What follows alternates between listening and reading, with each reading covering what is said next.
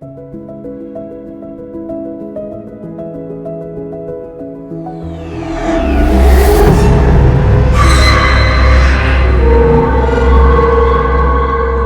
world similar to our own, yet in many ways different.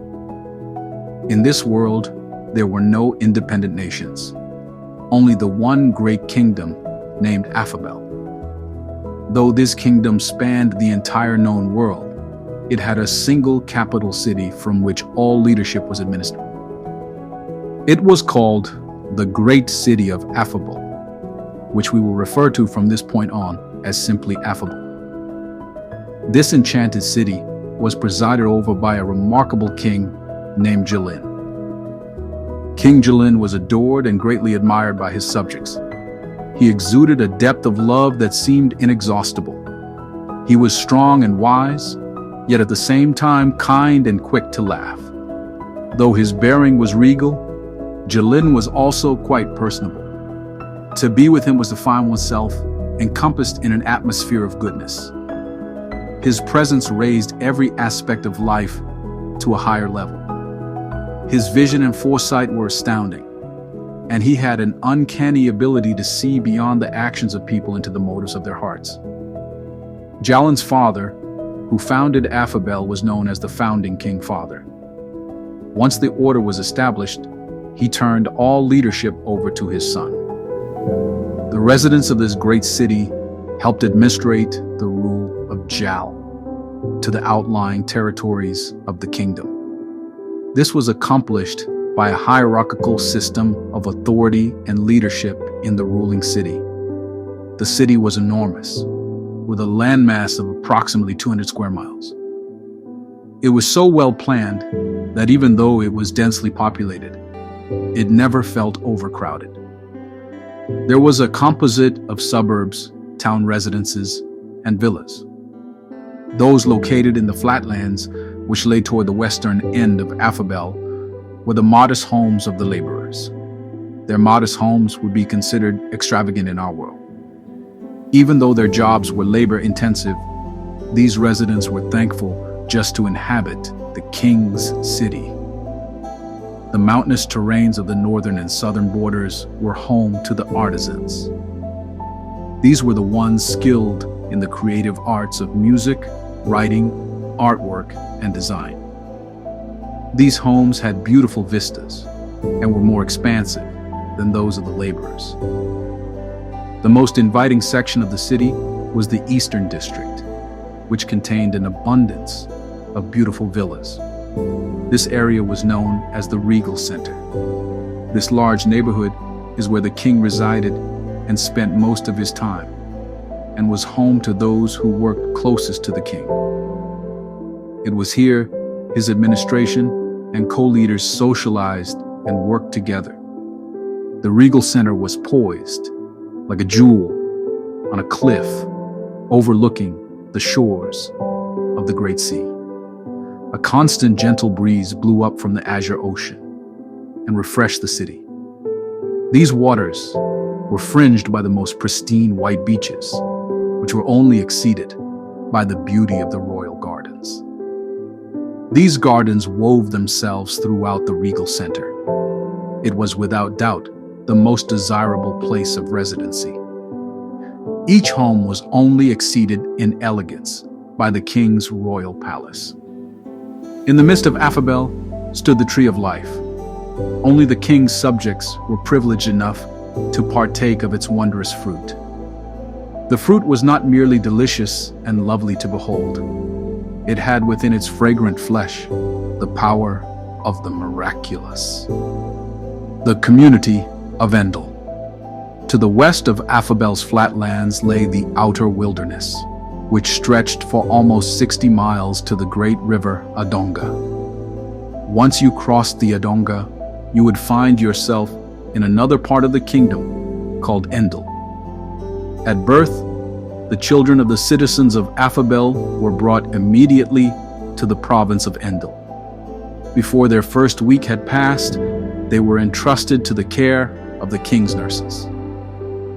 Once these young citizens, or Endelites, reached the age of 5 years, they were brought to the school of Endel, where they received training for a period of 10 years. There, they learned the ways of Affabel and of the great King Jalyn. Only the king's nurses and teachers of the school had enjoyed the opportunity to meet Jalyn. Every 5 years or so, he would visit Endel in secret to confer his heart for the school and children. Though he never made his presence known to all, even so, all around Endel, his goodness was evident in every aspect of the community. The 10 years in the school of Endel was to prepare the students for the life ahead of them. At the age of 15 years, they would have a short season to apply all they had been taught. In this span of time, they would be entrusted with portions of wealth and responsibility. How they stewarded their young lives and resources determined how and where they would spend the rest of their lives, which in their world was 150 years. Though the season of testing was exactly 5 years, none of the students were aware of its duration. All they were told was it would not exceed 10 years. At the end of this time, each would appear before the king to give account of their life choices. This span of testing determined their allegiances. Those who followed the ordinances of Jalyn with their words and actions acknowledged his leadership. These were admitted as residents of Affabel. Their choices secured for them rewards accordingly. If, however, during the season of testing, they rebelled and lived only for and by the rule of themselves, they were exiled to the land of Lon. Lon was a desert land of utter darkness, where loneliness and hopelessness reigned. There they suffered torment and imprisonment for their life's duration. The first person banished to this desolation was Dagon, who became the founding Dark Lord of Lon. Though he had rebelled against Jalyn many years before, his influence yet lingered in the land of Endel. Inhabitants of Endel, who acknowledged Jalyn's lordship, broke free of the dark power of Dagon. However, those who refused to serve Jalyn remained under this fallen lord's sway. To isolate any further infiltration of darkness in his kingdom, the great King Jalyn was compelled to establish a decree to protect both the integrity and social infrastructure of Affabel. All who followed in the way of Dagon and refused to acknowledge Jalyn as king by word and action were banished for the remainder of their lives to the land of Lon. So begins our story. We will follow the lives of 5 students of Endel, 2 ladies and 3 men. Their names are as follows: independent, deceived, faint heart, selfish, and charity. Let me introduce each. Independent. Independent constantly questions the existence of Affabel. He really can't believe someone he has never met or seen called Jalyn would require not only his allegiance, but such strict adherence to a list of rules. He suspects it to be a scheme to keep him and others under the control of the teachers. In contempt, he refuses to attend classes and learn of this imaginary kingdom. Independent ridicules others for believing such nonsense. He intends to live as he sees fit and remain free of the laws of Jalyn. The only exception will be if these edicts serve his purpose. Then he'll adhere, but only because it's his idea. He has no qualms about letting others know he won't be yielding his life to the will of another. Deceived doesn't question the existence of Affabel. He believes in King Jalyn and even delights in his promises. He mentally and verbally agrees to the teachings and policies, yet large portions of his lifestyle conflict with those teachings. He celebrates his allegiance to the king and his teachings, and participates in the school's functions when they are delightful. But if he doesn't see any self-benefit, his outlook quickly changes. His lifestyle is contrary to that of a true follower of Jalyn, and due to his strong personality, he subtly draws others into his ways. He never really stops to consider his pending season of testing and judgment.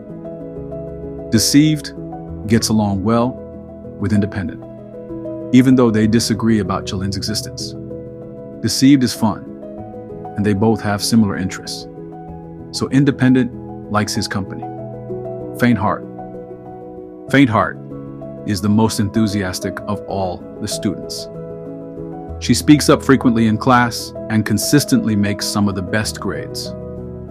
She is very active and usually the one who initiates extracurricular activities to help promote the students' involvement in the community. Anyone who assessed the students would say she was the most passionate for the cause of Jalyn. Selfish also believes in Jalyn and his teachings. He does not doubt the existence of Affabel and is quite vocal as well. He believes Jalyn is such a wonderful ruler and kind judge that he will be gracious to all who profess allegiance. He is focused on his limited perception of Jalyn's teachings and character.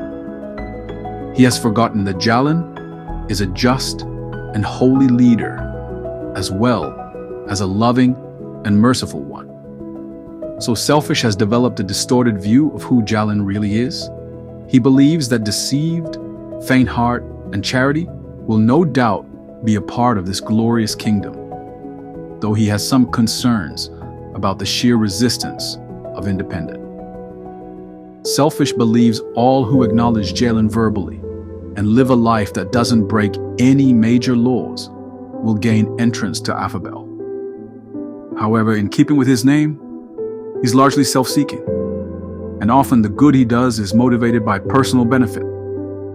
At times, he is motivated by compassion, but when push comes to shove, Selfish looks out for his own best interest. Charity. Our final young lady, Charity, is one who takes to heart and obeys all of King Jalyn's laws. Not only has she learned his principles, but searches to know his heart behind each edict. She spends a lot of time seeking to know and understand the will of Jalyn. This means long hours of study and freely giving herself for the good of the school and community of Endel. She knows once she reaches the age of 15, she will have a short amount of time to carry out the wishes of the great king in Endel. Her aim is to live completely for Jalyn's glory, and she will not allow what would benefit her to get in the way of her primary purpose. Charity loves Jalyn and longs for the day they will meet. She fervently obeys him and frequently speaks with others of his goodness. For this, she is often ridiculed and isolated. Though she has suffered because of her stance of unwavering loyalty to Jalyn's laws, nothing will deter her from being faithful to the king. The graduates.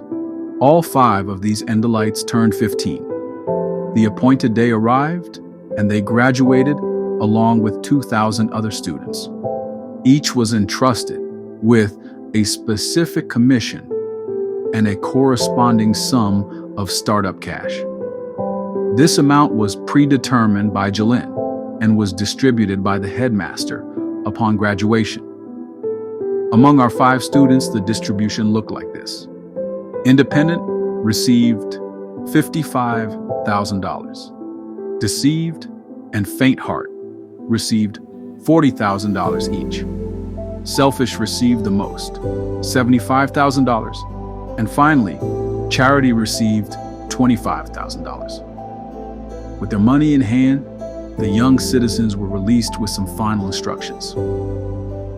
The salesman Independent immediately went on a partying binge to celebrate his newfound freedom. Though he rarely attended classes, he still felt as though they hung over his head. He had heard some of Jalyn's laws, on the few occasions when he attended. At times, he had wondered if maybe some of it was true.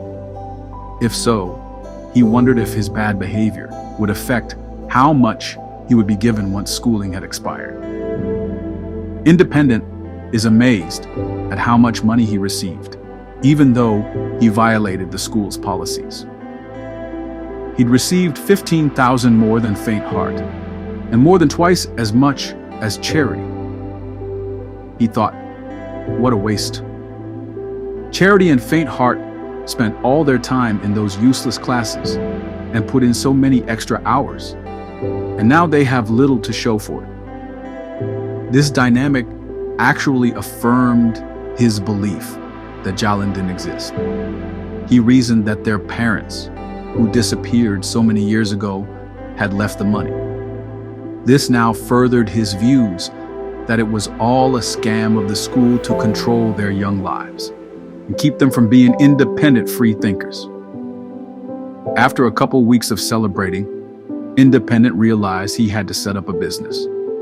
He had already run through his money more rapidly than planned. He started a car lot and realized he was a great salesman. Business went amazingly well. Many of the new graduates used part of their startup cash to buy used or even new cars from Independent's lot. As his finances multiplied, he expanded into other business ventures and found success in those as well. As his assets increased, he expanded and enhanced his personal lifestyle. He realized quickly that money was an amazing source of influence, and it seemed to have the power to purchase happiness. His wealth, assets, and rapidly expanding lifestyle had the power to attract women, which made life even more invigorating. Independent didn't attend the weekly community gatherings, but he was still considered a very good citizen by most because they appreciated his support of community projects. It appeared life couldn't get any better for this hard-working Endelite, the builder and developer. Deceive celebrated for a couple weeks as well. Though he didn't receive as much as some of the others, he was glad to have more than Charity. This too affirmed his own distorted perception of Jalyn as a king of such extreme mercy that certain issues really didn't matter. He had been sexually loose with 2 girls he dated in the school, even though it was contrary to the teachings he had received. He saw no conflict in this because he firmly believed in Jalyn and his kingdom. He had formed his own approach to life. As long as I continue to affirm my allegiance to Jalyn and do not hurt anyone too severely, I will remain in good standing with the king. He reasoned that Jalyn understood that everyone has needs and no one is perfect. All his faults would be covered at the judgment by Jalyn's mercy and grace because he believed in him with all his heart. After a few weeks, Deceive started his own business, just as Independent had done. He became a home builder. In the beginning, it was a struggle to find customers. His model was excellent in every way, but he just couldn't find committed buyers. Some thought his prices were too high. Others just couldn't afford to buy such nice homes. Desperate, he lowered his prices. He would still use his nice model home to draw customers. He would continue to make all promises he had previously made, but he started putting in much lower grade materials than what he had previously featured or promised. In fact, some of his materials violated the codes and standards. He rationalized that the lawmakers who set these marks were overly cautious. He was sure the materials he had chosen would hold up under any stress or weather conditions. Because these seemed to be such amazing bargains, interested Endelites had started signing contracts faster than he could build them. Business had finally taken off. After a couple years, he decided to turn to land development. He was tired of complaining customers. He felt that once the land was sold, he'd be done with it all. He wouldn't have to deal with fixing warranty items any longer. Deceived, came across some land for roughly $1,000 an acre. It seemed almost too good to be true. Further investigation revealed it was a floodplain. This information was only known by a handful of people, all of whom were his friends. He persuaded a city councilman, who was a buddy of Independence, to approve his development without proper geological testing. After all, there hadn't been any floods in his lifetime. So, was there really a problem? The deal went through without a glitch. After this, it seemed life couldn't get any better for the young entrepreneur. The teacher's assistant. Immediately following graduation, Faint Heart got together with a few girlfriends for a weekend of shopping. She thought it would be good for two reasons. First, she could spend time celebrating with her closest friends, and second, she could get the clothes and accessories she would need for her new career. Faint Heart's deepest desire was to be a teacher's assistant at the school of Endel. Her interview was the following Friday. On the second day of shopping, one of Faint Heart's friends, Gossip, shared with her how a mutual friend, Slander, had told the headmaster that Faint Heart had slept with one of the young male students. This could severely hinder her chances of being brought in as a teacher's assistant. It was an absurd lie without an ounce of truth in it. She had kept herself pure the entire time of schooling. She felt certain Slander had done this out of sheer envy and possibly even hatred. Faint Heart was furious. Deeply offended, her thoughts were consumed for the remainder of the weekend by the treachery of this supposed friend. She vowed to make Slander pay for what she'd done. The day of the interview arrived, and to Faint Heart's surprise, she was chosen for a position. The headmaster informed her that he had indeed heard the rumor, but after some investigation was convinced it wasn't true. Not only did she get a position, she was assigned as an assistant to one of her favorite teachers. His name was Double Life.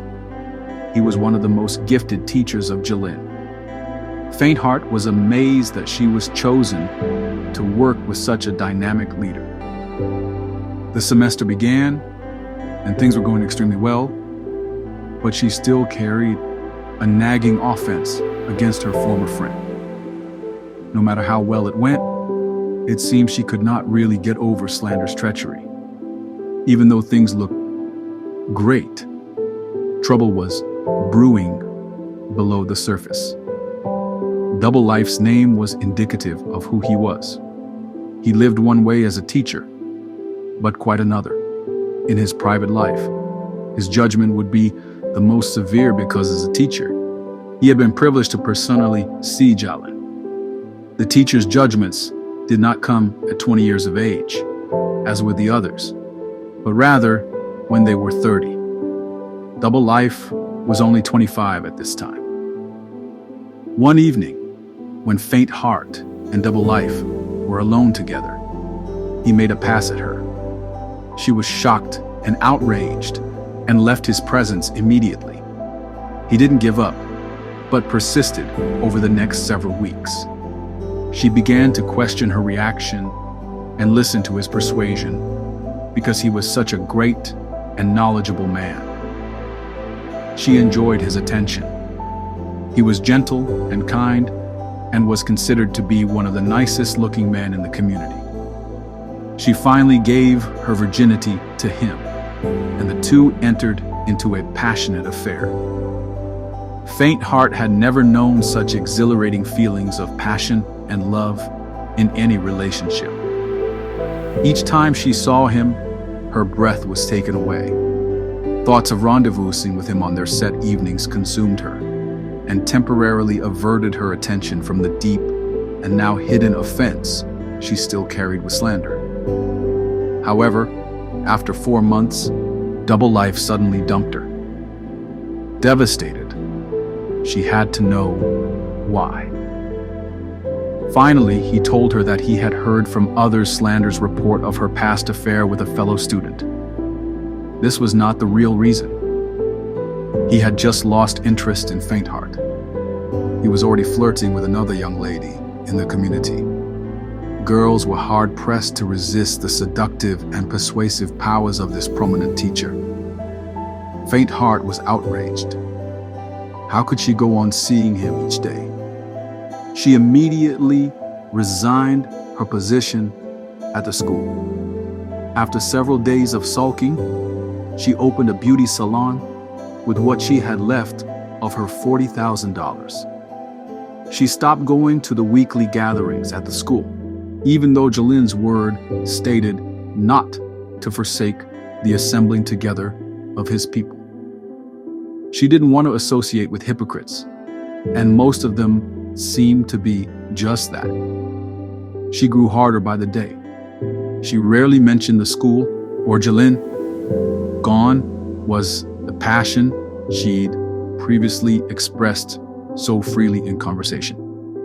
However, when asked, she would confess her allegiance to Jalyn, but deep in her heart, she blamed him for allowing such a corrupt man to be a teacher in his school.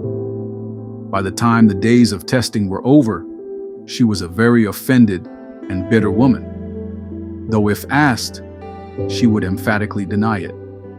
She spent the rest of her days trying to get even with those who had hurt her so deeply. The mayor of Endel. And now we turn to Selfish. He was simply amazed by the amount of money he'd received. He celebrated but knew enough of Jalyn's teaching and steered away from the drinking scene. After a few days' break, he started investing. His trading proved profitable, and he quickly multiplied his startup cash. As he grew financially, he steadily increased in popularity with his peers. He bought a house in one of the nicest neighborhoods and invited the influential and powerful to his home. Government officials, professional athletes, business executives, and other notables enjoyed the wealth of his hospitality.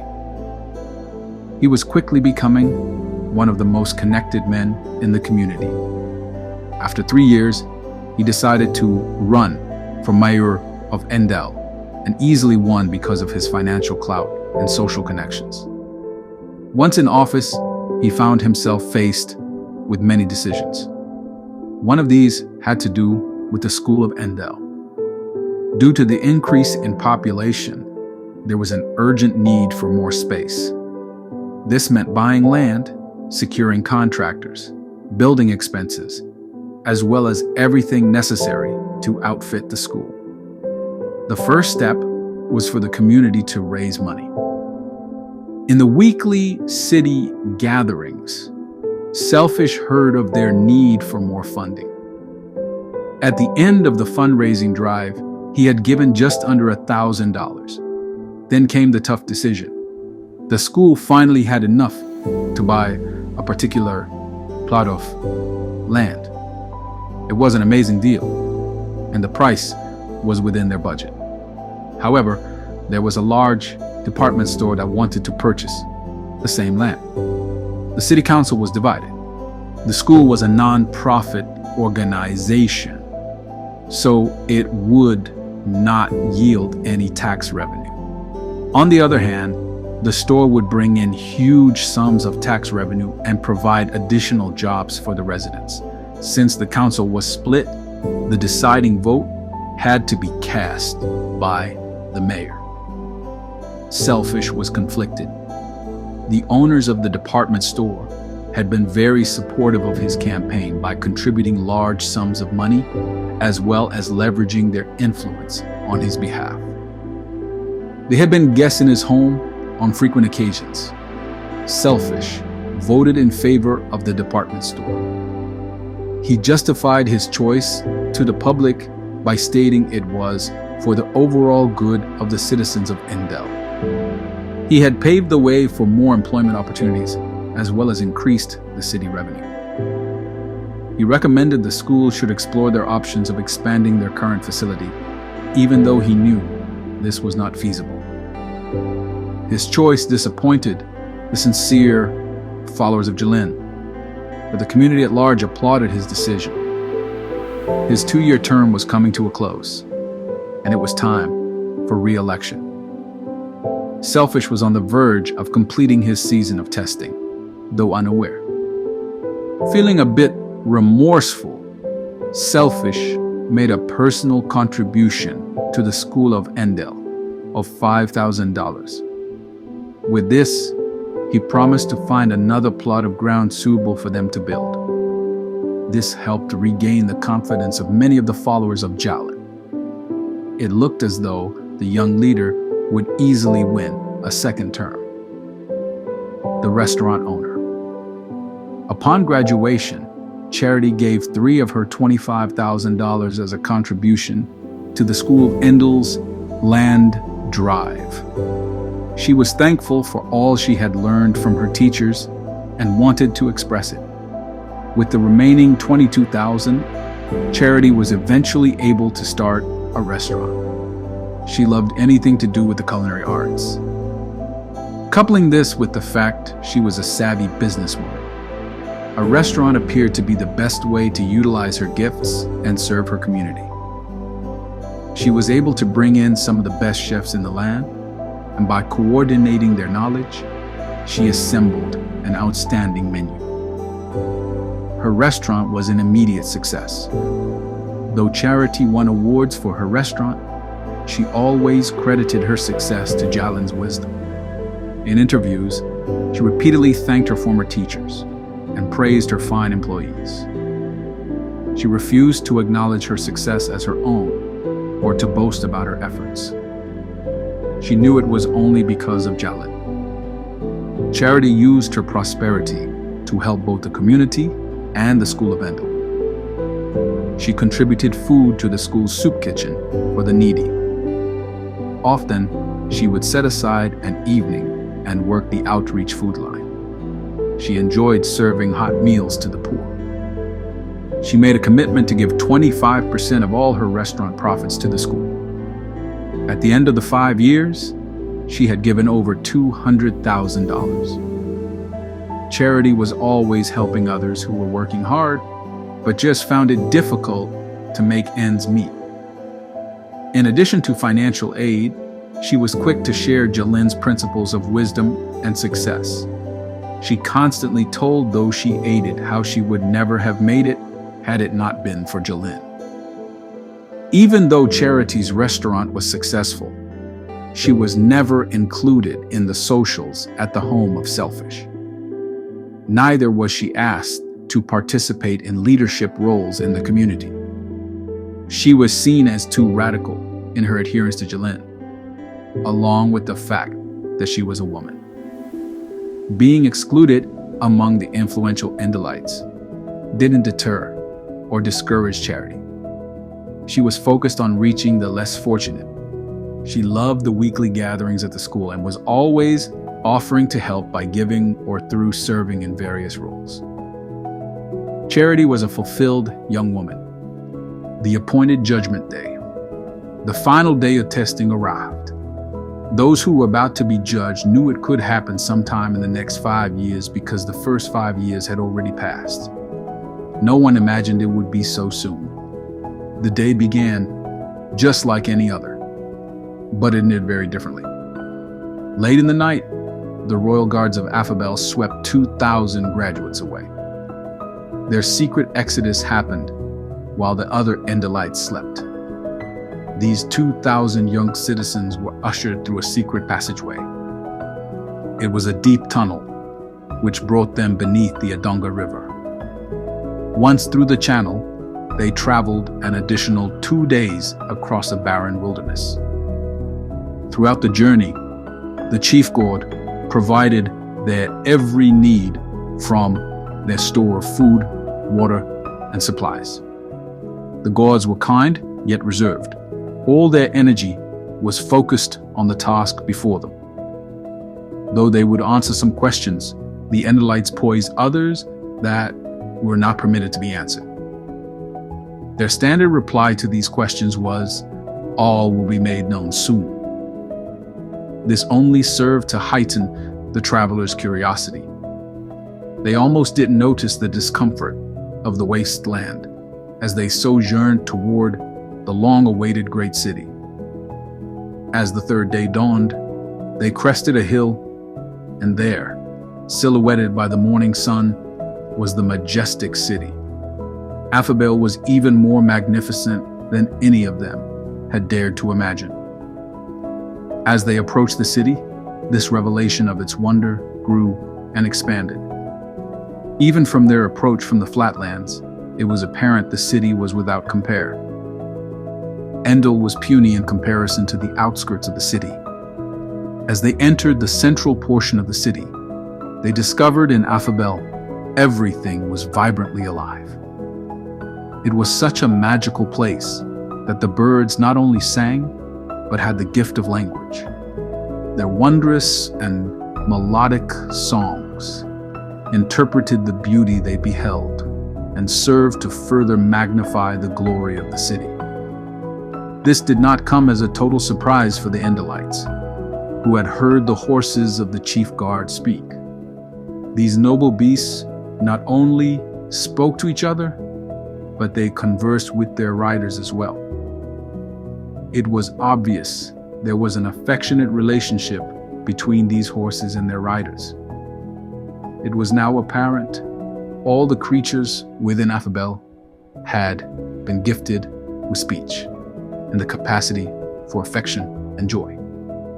In every direction the young Endelites turned, they beheld breathtaking vistas. They were enraptured with the awe of Affabel. The air alone was invigorating. It brought both clarity of mind and strength to their travel-weary bodies. The water that flowed throughout the city intrigued them. Somehow, it seemed more substantive, as though it glistened with life. Threads of enchanting music permeated the atmosphere and soothed their excited souls with an abiding sense of peace.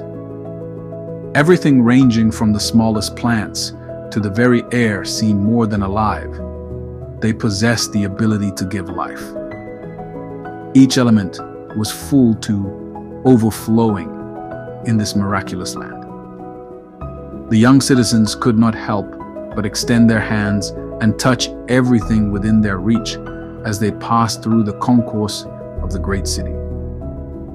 They longed to run free and explore, but somehow knew this wouldn't be permitted at this time. They were led straight away into a large anteroom of a massive auditorium.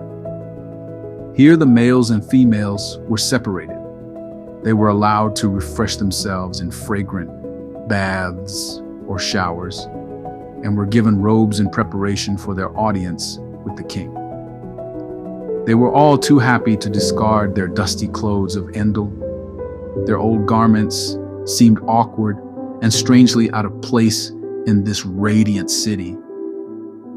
A deep desire to dwell in this city wove itself into the fiber of each Endelite. They had the strangest sense of homecoming.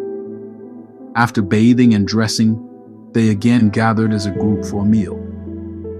This breakfast banquet was set up in a magnificent courtyard, where they were allowed to eat and fellowship for a short time. The superstructure they'd been escorted to was so vast, it appeared to have unlimited capacity. Without an issue, at least 100,000 people could be contained within the marble walls. After eating, the group was separated again, this time by name. Charity, Selfish, and approximately 500 others were brought to an adjacent hall on the right. Faint-heart, Deceived, and Independent were led with the remaining 1,500 to another auditorium on the left. As they entered the halls, they noticed each had a name ascribed over the threshold. The name was strange, and in a language unknown to the young Endelites. The name of one auditorium was the Hall of Life, the other, the Hall of Justice. As he crossed the threshold, Independent found himself strangely disturbed, almost to the point of being terrified. He reached back into his school memories and tried to comfort himself with what he had briefly heard of Jalyn. It all seemed so confusing now. He found himself regretting the fact he had missed so many classes. Obviously, he had been wrong because both the city and the king existed. He tried to block his rising fear and focus on what he remembered of Jalyn's love and merciful nature. At that moment, he did not want to consider Jalyn's justice and holiness, even though both were what now fought for his attention. He attempted to reassure himself with the ways he had been a good citizen and supported the volunteer services of the community. Taking a deep breath, Independent began to look around to take stock of the company he was in. He could not help but notice he was among some of the worst in Endel. He recognized thieves, swindlers, and drunkards.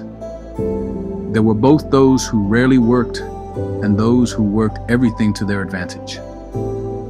His fear mounted, and just as panic threatened to overwhelm him, he caught sight of Faintheart. He closed his eyes and released a sigh of relief.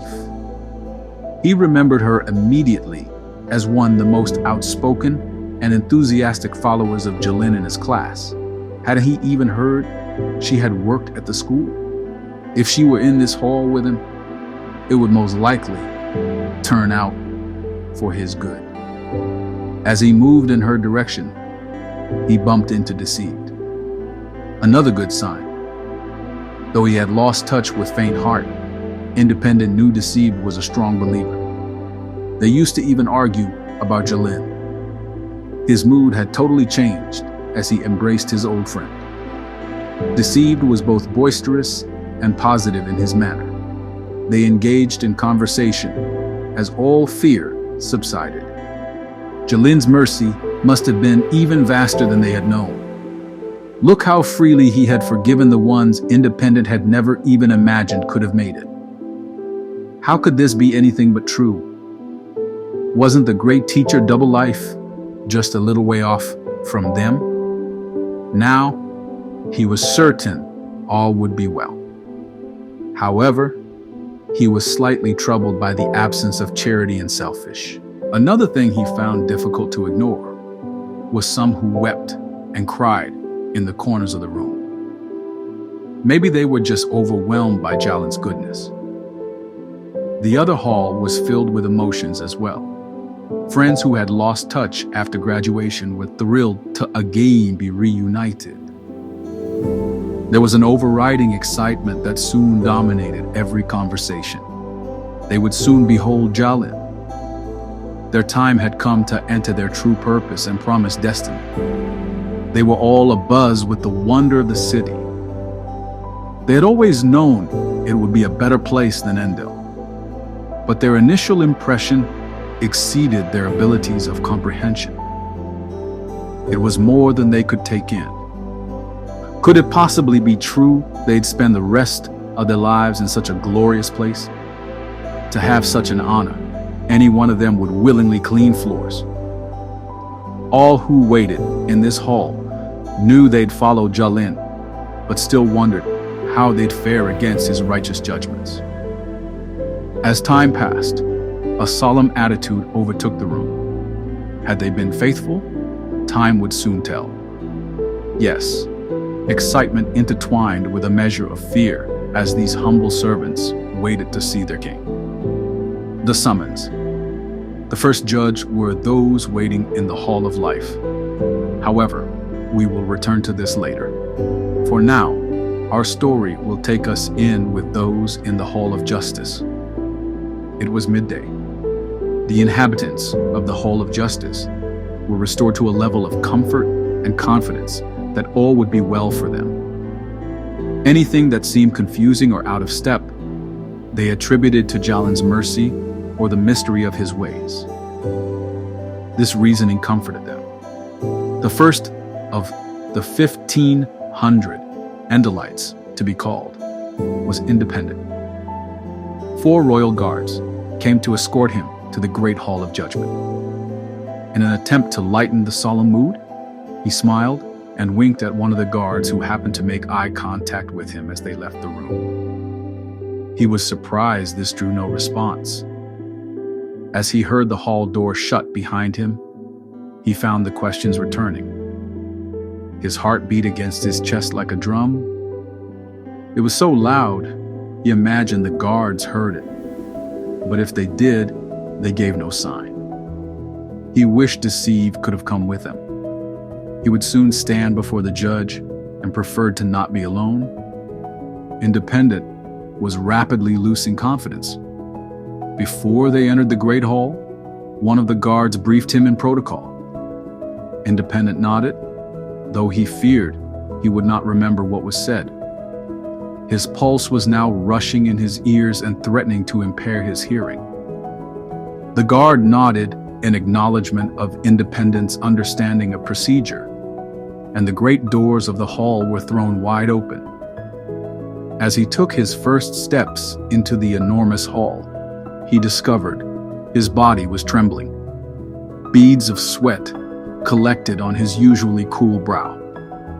He was completely disoriented because what he saw blew his mind.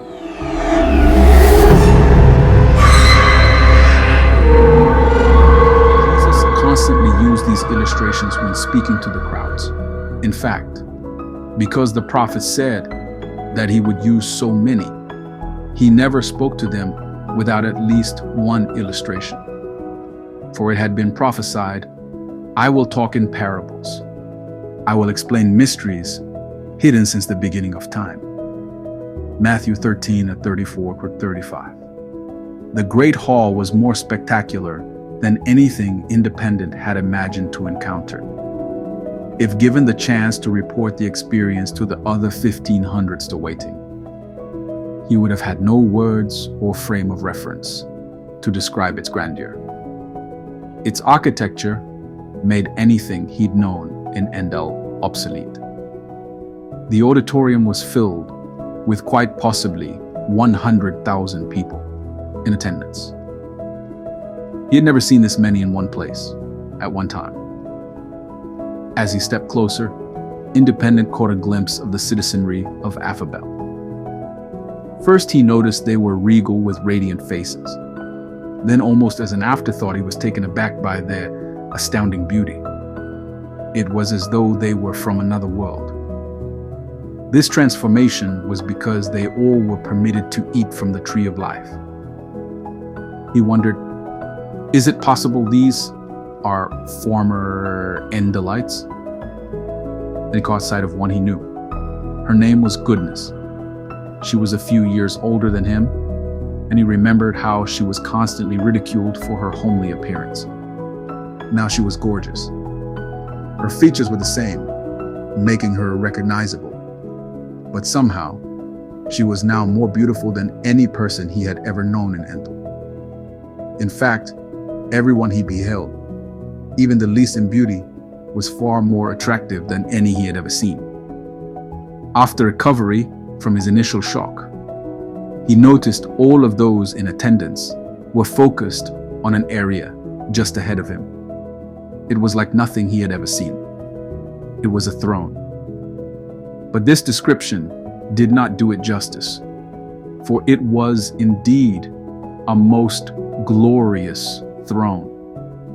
His eyes took in the one who sat upon it, and in an instant he realized the source of all the majesty of the city.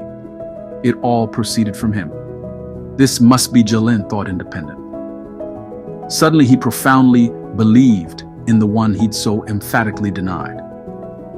Jalyn's features were handsome, yet stern, at least at that moment.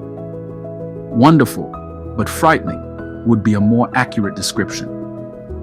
His whole appearance was enthralling, yet with every step Independent took toward him, terror grew steadily in his heart.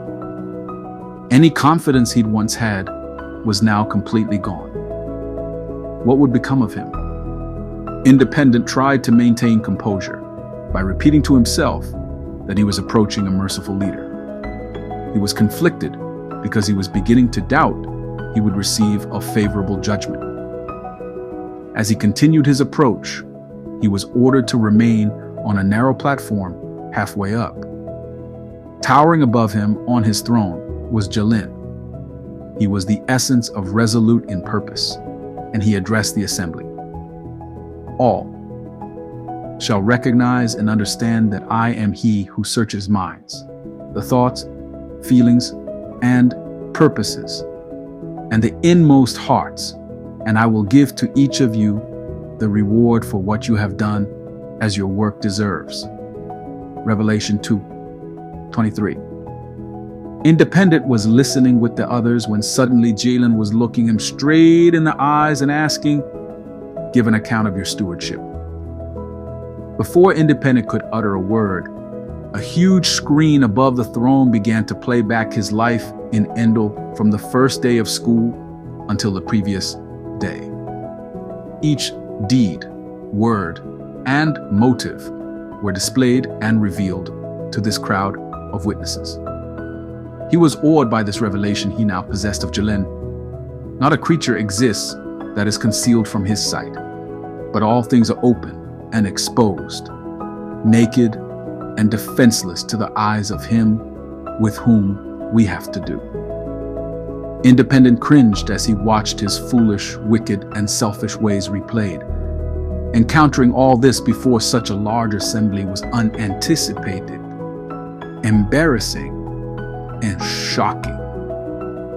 What had seemed insignificant and even harmless in Endel now looked ghastly before this glorious judge and the regal citizens of Affabel. He was horrified by his own behavior. How could he have been so misdirected, so insensitive, so foolish? He strained for a glimmer of hope. He felt there were more good deeds in number than his bad.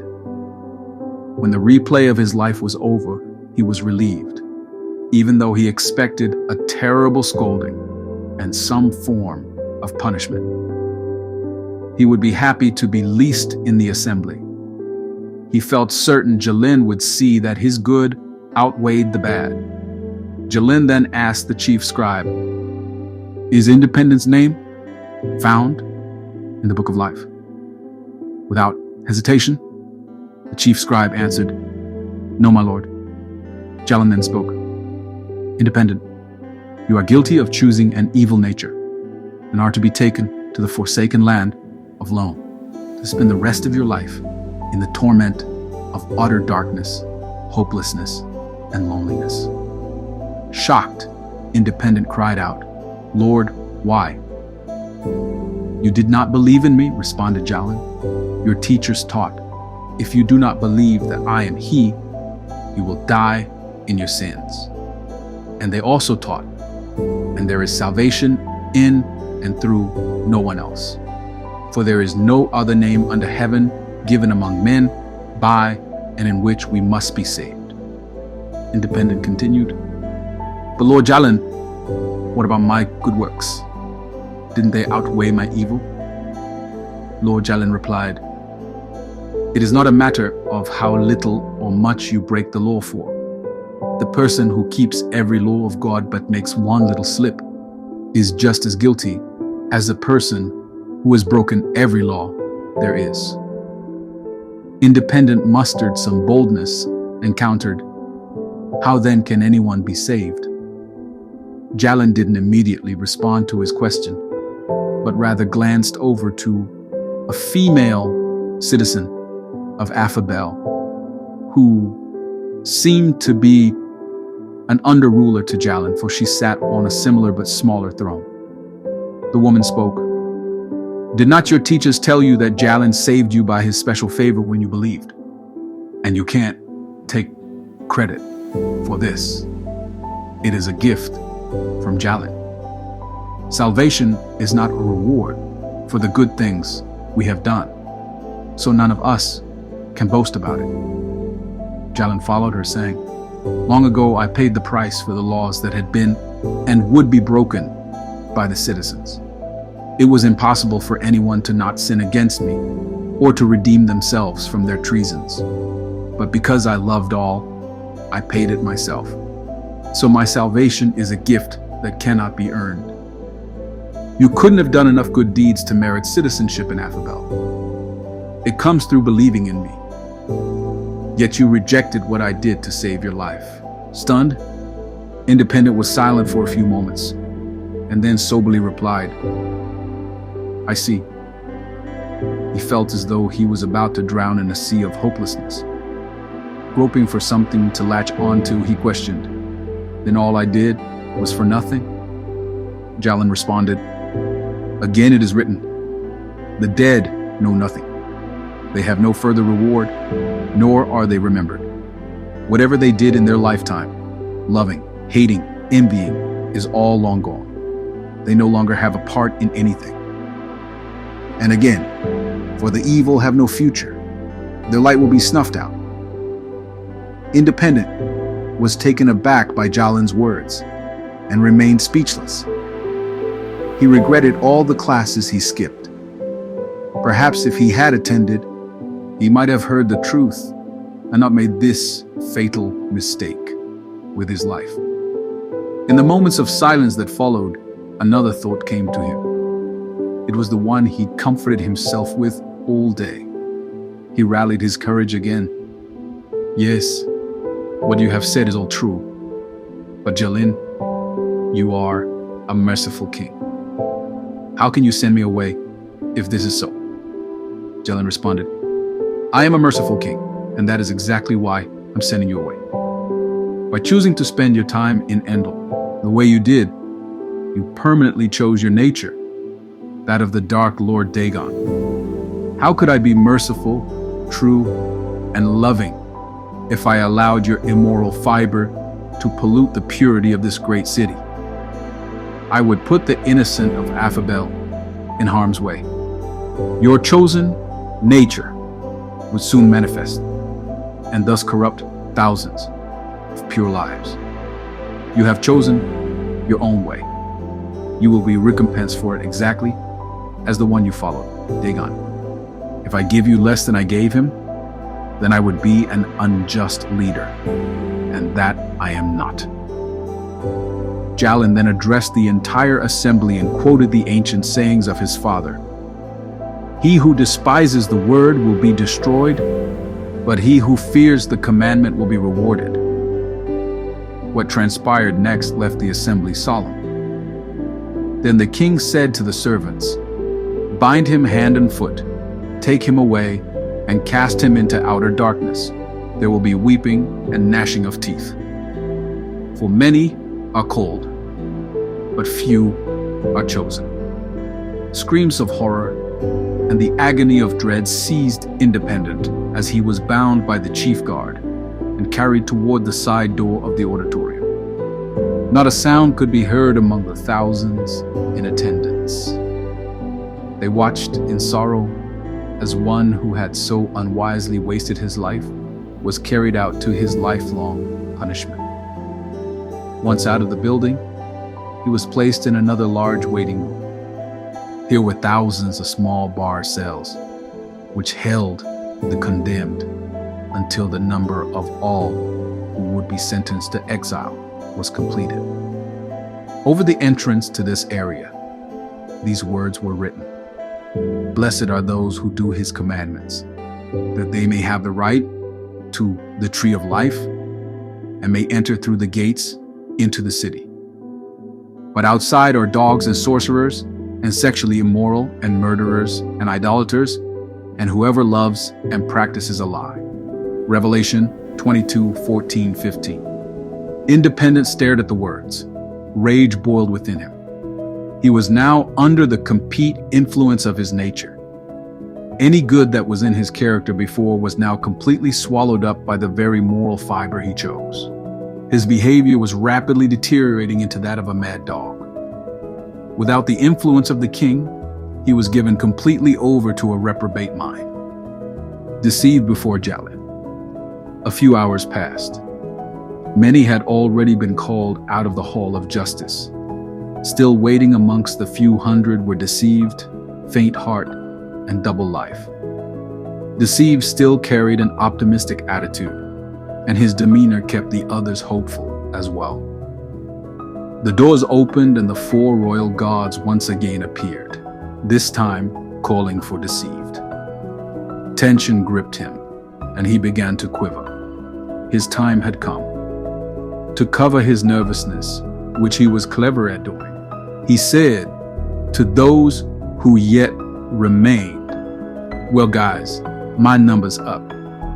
After being briefed on protocol, the doors to the judgment hall swung open and Deceived was escorted down the main aisle. He experienced similar feelings as Independent. He likewise saw the size and beauty of the hall and the countenances of the citizens. As he walked down the aisle, he recognized several whom he had known from the school of Endel, who had graduated a year or two before him. He recognized more citizens than Independent had, since Deceived almost never missed a meeting at the school. One person he recognized, who didn't attend classes, was a man named Ruthless. He was known as one of the most notorious, wicked men in the community. Deceived stopped in his tracks, wondering, what is he doing here? The chief guard motioned to Deceived that it was fine for him to speak to this man. Deceived walked over to him and asked, "Are you Ruthless?" The man responded, "I was once known as Ruthless, but Lord Jalyn changed my name at his judgment seat to reconcile." Deceived blurted out, "How in the world did you ever get in here? You were considered a wicked man by most in our community. You never went to school, and you opposed Jalyn more than anyone I knew?" Reconciled replied, "Yes, this is true, but I hated who I was and what I did. Since I didn't attend school, I had never heard Jalyn's life-changing word. However, a week before my judgment day, I went for a meal at Charity's restaurant. She knew my life was a wreck and somehow detected my pain. She paid for my dinner with one condition, that I stay and talk with her. She then spent 2 hours telling me of Jalyn, his goodness, his salvation, and of this place called Affabel." Reconciled continued, "She explained it was not too late for me to give my life to this great leader. I could still be forgiven unconditionally and accepted as a citizen in his kingdom. I was overwhelmed by Jalyn's love and pledged the rest of my life to his lordship. Though I was only able to serve him for a week in Endel, I did so with all my heart. I went to those I had oppressed or stolen from and asked their forgiveness. I gave back more than what I'd taken." Deceived was speechless. He looked back at the guard, who nodded his head in affirmation. Reconciled then stepped back into his place, and Deceived proceeded toward the throne. As he walked, he couldn't help but ponder what he had just heard. He had been told of the great mercy of Jalyn, but had now witnessed it in a manner that was staggering. This man had been one of the worst he had ever known, and now he was as regal as the others. Deceived was convinced more than ever he would find favor with Jalyn because he was such a strong believer in him. Once Deceived stood before the throne, he was given the same order as Independent. "Give an account of your stewardship." Just as with Independent, he witnessed his life on the big screen from the first day of school till the day prior. What a relief to see his faithful school attendance and outspoken support of Jalyn before the assembly. However, he was soon appalled. His lifestyle accused him. He had justified his ways, but as they came to light before this majestic judge and morally pure witnesses, he was embarrassed and ashamed. When the revelation of his sexual promiscuity was made known before this regal assembly, he wanted to crawl into a hole, hide. Not only were his acts brought to the light, but his intentions and motives as well. How could Jalyn know these things? How could he judge Deceived for things no one even knew? His deepest secrets were no longer hidden. The entire assembly beheld his lust for gain in his business transactions, in the sales of his homes, and in land development. They saw the slander and gossip he habitually used to get what he desired. It seemed everything he did was motivated by his desires for more. He wanted his own way in everything, and everything for himself. There was no arguing with the facts. However, he comforted himself in that none of this really mattered, because he believed in Jalyn and professed his allegiance to him. Once his life had been fully reviewed, Jalyn then turned to the royal scribe and asked, "Is Deceived found in the book of life?" The scribe responded, "No, my lord." Jalyn announced, "Deceived, you are guilty of denying me and are to be taken to the forsaken land of Lone to spend the rest of your life in the torment of utter darkness, hopelessness, and loneliness." Deceived was paralyzed with utter shock. His mind raced. "No, this is a mistake. This cannot be happening. I'm a believer in Jalyn." "What does he mean, denying me?" He blurted out, "How have I denied you?" Jalyn then said, "Did you not listen when your teachers warned of those who claim they know Jalyn, but they deny him by the way they live?" Again, Deceived countered, "But great king, I attended your school. I was faithful to not miss classes, and I was involved in many activities. I even called you Lord." Jalyn immediately said, "Why do you call me Lord, Lord, and yet don't do what I tell you? Did you not hear my words when I said, not all who sound religious are really godly people? They may refer to me as Lord, but still won't get to Affabel. For the decisive question is whether they obey my Father. At the judgment, many will tell me, 'Lord, Lord, we told others about you and used your name.' But I will reply, 'You have never been mine. Go away, for your deeds are evil.'"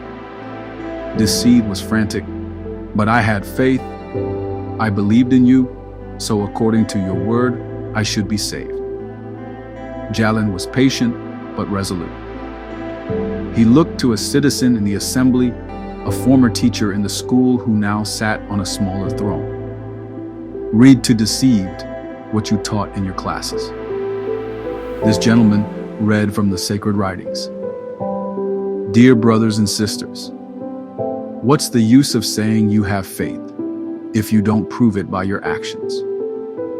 That kind of faith can't save anyone. It isn't enough just to have faith. Faith that doesn't show itself by good deeds is no faith at all. It is dead and useless. Now, someone may argue, some people have faith, others have good deeds. I say, I can't see your faith if you don't have good deeds. But I will show you my faith through my good deeds.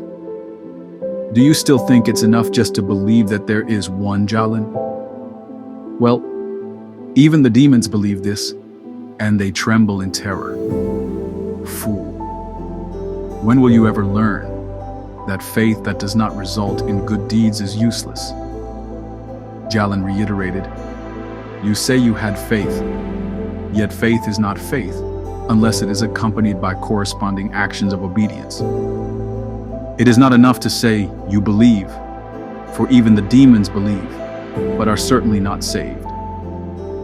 Those who truly believe will exhibit a changed nature and no longer produce the fruit of an evil one. You continually bore the fruit of the evil Lord Dagon, which was only evidence that you truly never really believed in me from your heart." Deceived was having a hard time comprehending all that was said and countered. But what about this evil man, Ruthless? I was better than him. How could you let him in and keep me out? You are not being fair. Jalyn responded, "You say, the Lord isn't being fair. Listen to me. Am I the one who is unfair, or is it you? If a wicked person turns away from his wickedness and obeys the law and does right, he shall save his soul, for he has thought it over and decided to turn from his sins and live a good life. He shall surely live, he shall not die. Frustrated and angry, deceived, ranted on. But I shared your word and witnessed to people about you. I even volunteered and substitute taught at your school. Jalyn, now stern, replied, "Recite my laws no longer and stop claiming my promises, for you have refused my discipline, disregarding my laws.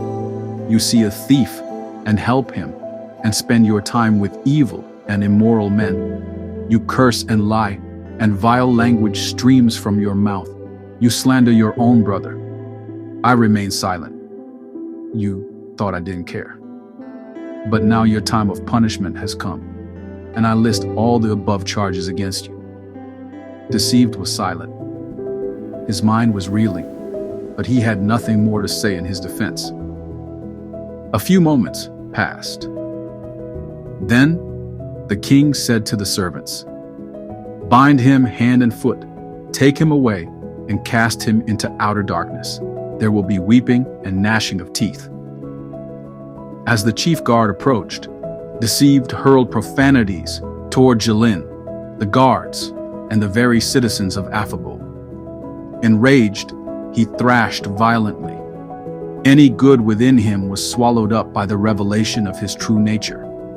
He was bound hand and foot and carried out of the auditorium as he cursed the entire way.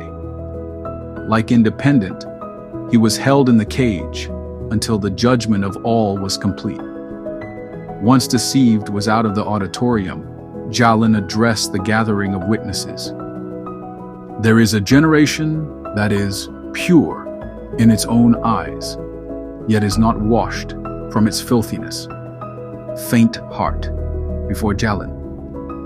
Less than 100 were left in the hall of justice. Faint heart and double life were in this number. Faint heart stayed as far away from double life as she could, as there yet remained a bitter resentment toward him. He avoided her as well. The 4 royal guards entered and summoned Faint Heart.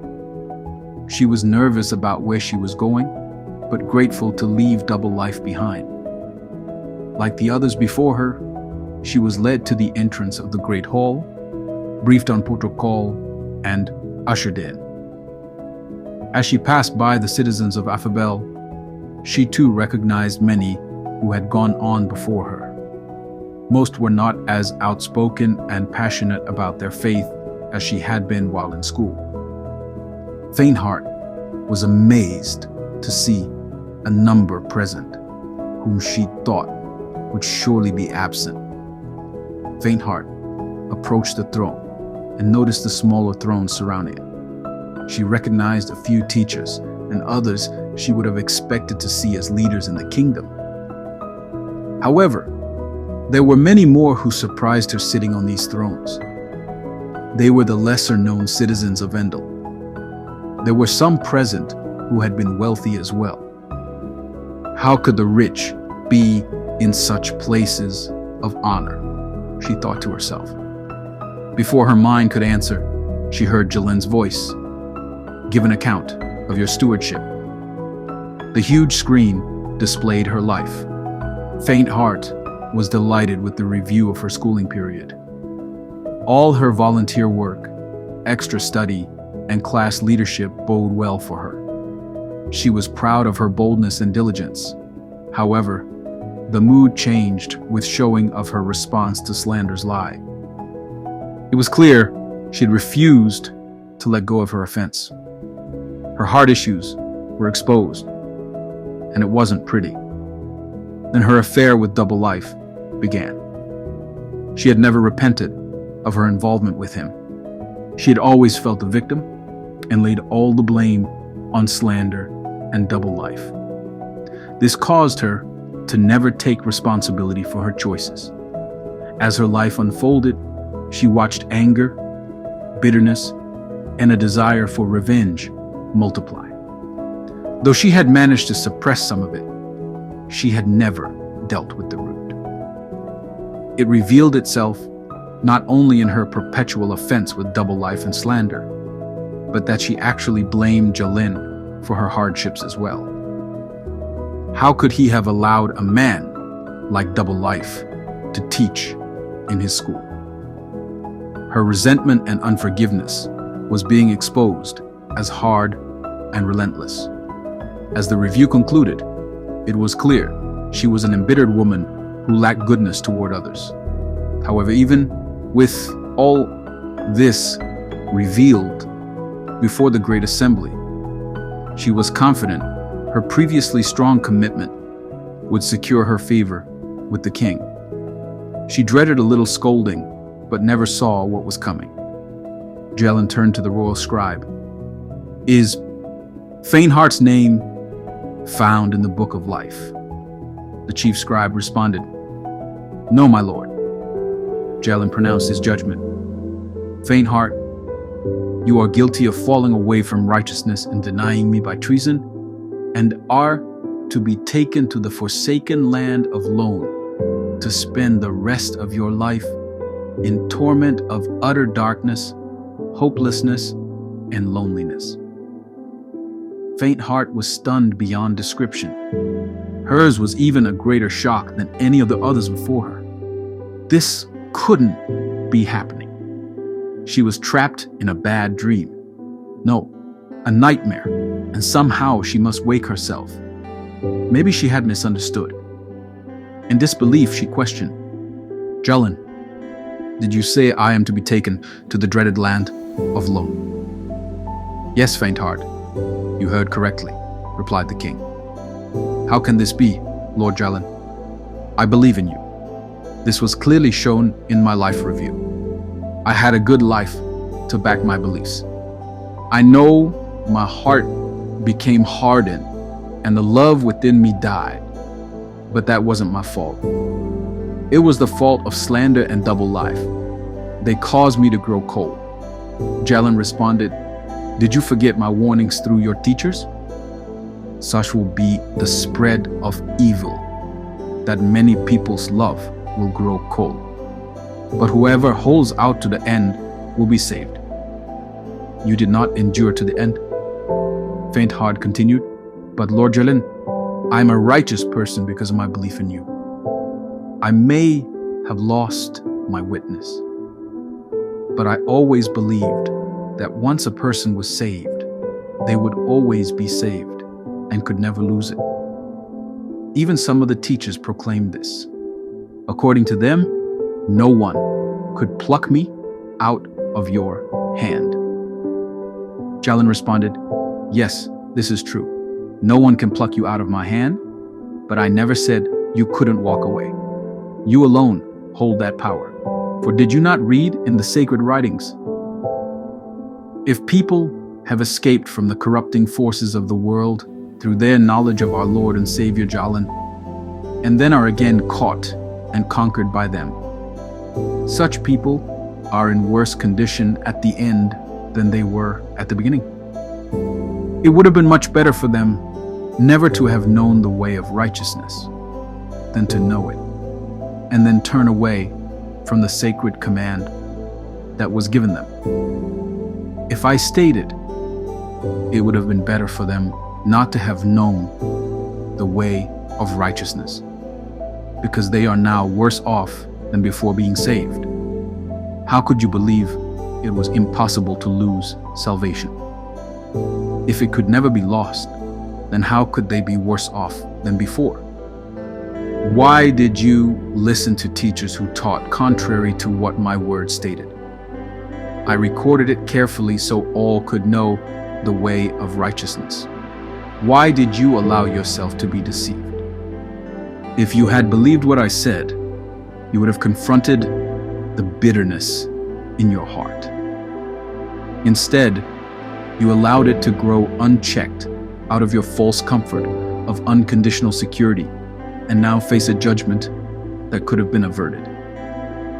Faintheart pleaded, But what about all the good I did? Lord Jalyn replied. Again, did you not read what I clearly stated through my prophet? If righteous people turn to sinful ways and start acting like other sinners, should they be allowed to live? No, of course not. All their previous goodness will be forgotten, and they will die for their sins. Yet you say, the Lord isn't being just. Listen to me. Am I the one who is unjust, or is it you? When righteous people turn from being good and start doing sinful things, they will die for it. Yes, they will die because of their sinful deeds. It is just as it was written, your goodness and righteous acts are forgotten and will not be credited to you. Still grasping, faint heart said, but Lord, you said, if I confessed you as my Savior, my name would be written in the book of life. How is it possible it is no longer there? Why can't your scribe find my name? How could it have been erased? Lord Jalyn, patient but resolute, answered, did you not hear what was stated earlier? He who endures to the end shall be saved. Those who endure all the way to the judgment are those who overcome. And I clearly said, he who overcomes shall thus be clothed in white garments, and I will not erase his name from the book of life. If I stated, I will not erase their name from the book of life, it means it can be erased. Otherwise, I would have said, if you confess me as Lord, your name will be forever secured in the book of life. Faint heart pleaded, how can you send me to Lone, the place where the living dead are sent? Jalyn turned to one of the under-rulers. Read the ancient writings that have been made known to the citizens of Endel. The ruler turned to Proverbs 21:16 and read, a man who strays from the path of understanding comes to rest in the company of the dead. Faint heart was rendered speechless. Then the king said to the servants, bind her hand and foot, take her away and cast her into outer darkness. There will be weeping and gnashing of teeth. For many are called, but few are chosen. As the chief guard approached, she cursed Jalyn. She was overtaken by the violence of her bitterness and twisted by her twice fallen nature. See Jude 12. She was like a late autumn tree pulled up by its roots with no fruit of righteousness remaining. She was bound hand and foot and carried toward the side door of the auditorium. Likewise, she was held in one of the cages. Once she left the auditorium, the chief scribe enlightened the congregation of witnesses. Dear friends, if we deliberately continue sinning after we have received a full knowledge of the truth, there is no other sacrifice that will cover these sins. There will be nothing to look forward to but the terrible expectation of Jalyn's judgment and the raging fire that will consume his enemies. For we know the one who said, I will take vengeance. I will repay those who deserve it. He also said, the Lord will judge his own people. It is a terrible thing to fall into the hands of the living Jalyn. The judgment of double life. The last person to be called out of the hall of justice was double life. He knew the laws of Jalyn and already knew his judgment would not be favorable. He would soon discover just how much his transgression had cost him. He felt faint as he was escorted into the judgment hall and had to be assisted by the guards in order to approach the judgment seat of Jalyn. His life was reviewed, and he too heard the woeful words that his name was not found in the book of life. Jalyn firmly announced, double life. You are guilty of treason, falling away from righteousness, and being a stumbling block. and are to be taken to the forsaken land of Lone, where you will receive the greatest punishment and torments." Double Life listened in horror, then pleaded, "Lord, but I was a teacher in your school. I gave my life for your cause." Jalyn answered, "You were a teacher, but did you not read from the books you taught?" Dear brothers and sisters, not many of you should become teachers in the school, for we who teach will be judged by Jalyn with greater strictness. Double Life countered, "How was I a stumbling block?" Jalyn's tone became harder. "You caused many of my little ones to stumble and fall permanently. Faint Heart is just one example. She was entrusted to your care. I gave you authority to protect her, not to use her for your own advantage. You use your influence to satiate your lust and violated her and others. A sister already wounded her, and you, who should have brought healing, took advantage of her. You shipwrecked her faith. She has been sentenced alone. Surely you remember the warning I gave. Whoever causes one of these little ones who believe in me to stumble, it would be better for him if a millstone were hung around his neck and he were thrown into the sea."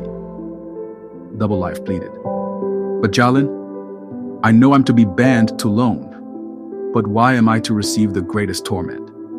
Why are you so hard on me? I was one of your servants, not an unbeliever. I wasn't like Independent, who would have nothing to do with you. Why?" Jalyn, still firm and resolute, "You knew and taught the ancient writings. Why do you ask these questions of me? I will remind you, so you may remember these words. The ancient writings are clear.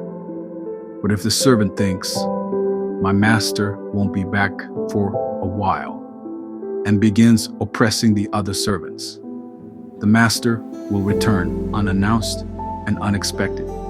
He will tear the servant apart and banish him with the unfaithful.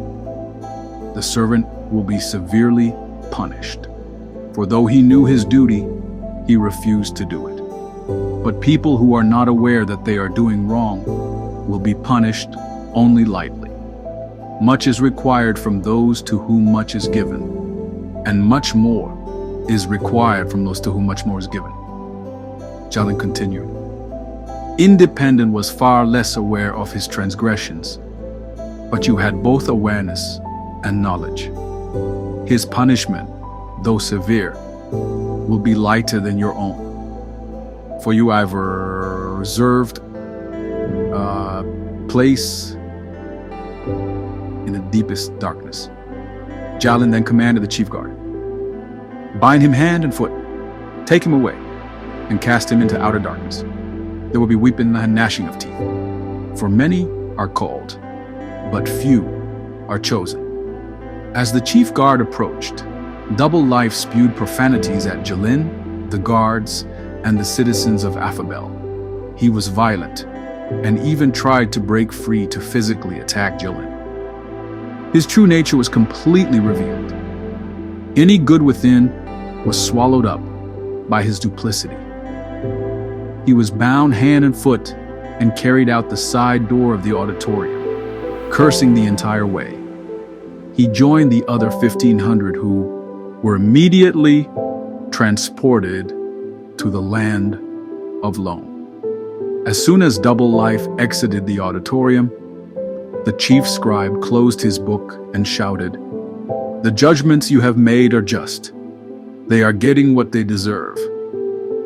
Then I heard a voice from the altar saying, "True and just indeed are your judgments." The forsaken land of Lone. The 1,500 condemned and caged Endelites were escorted by royal guards on a 2-week trip to the blighted land of Lone. This journey brought them into the great desert of fire, where the heat that rose from the parched earth was unbearable. Suddenly, in the middle of nowhere, where the heat was the most unbearable, a very large and foreboding structure loomed in the distance. As they approached, they were able to read the sign, "The Forsaken Land of Lone."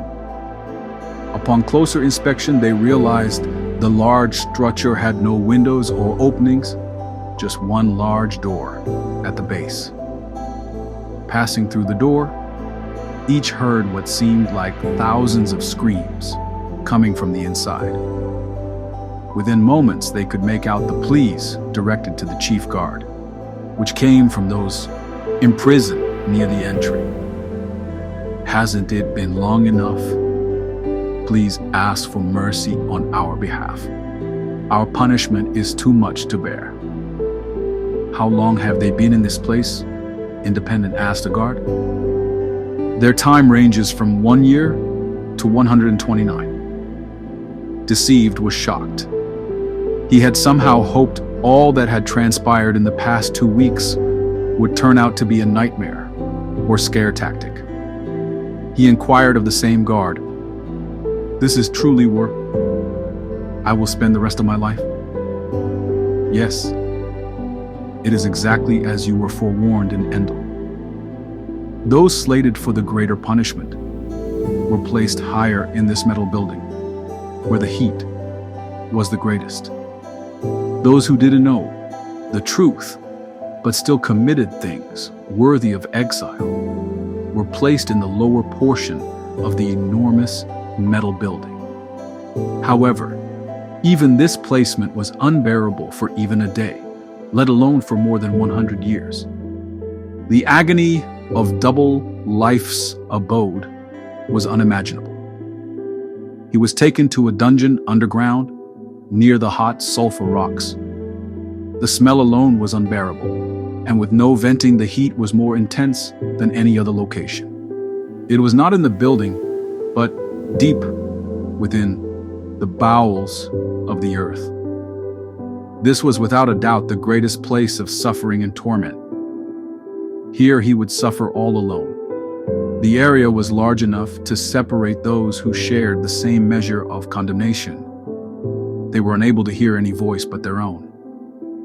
Once the condemned were securely imprisoned, the chief guard made their way to the entrance. When the massive iron door shut behind them, not a fragment of light could be found within the confines of the structure. These poor souls would spend over 125 years in utter darkness and loneliness. The only hope they had of light would be once a year, when a new round of prisoners was brought in. Yet not all even saw this, only those who were near the great door.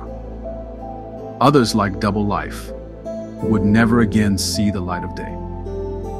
For him, the blackness of darkness was reserved as punishment. Reflections. These four regretted for the rest of their existence their choice not to listen to the truth. Alone, they continually pondered the foolishness of not carefully heeding the words of Jalyn, which had been accessible in the land of Endel. They would have done anything for the chance to go back and change their destiny. Oh, how they wished they had not listened to the majority or popular opinion of the day. They would spurn their own foolish reasonings and embrace the ancient writings, which never varied or could be broken. They were tormented by the images of that most remarkable kingdom. In their continual anguish, they could still see the beauty of the city, even though they'd only experienced it a few moments. This magnified their torment with its contrast. The fiery heat, acrid stench, and darkness only served to punctuate the truth. Beauty had been theirs for the choosing, and they had forsaken it all with their folly.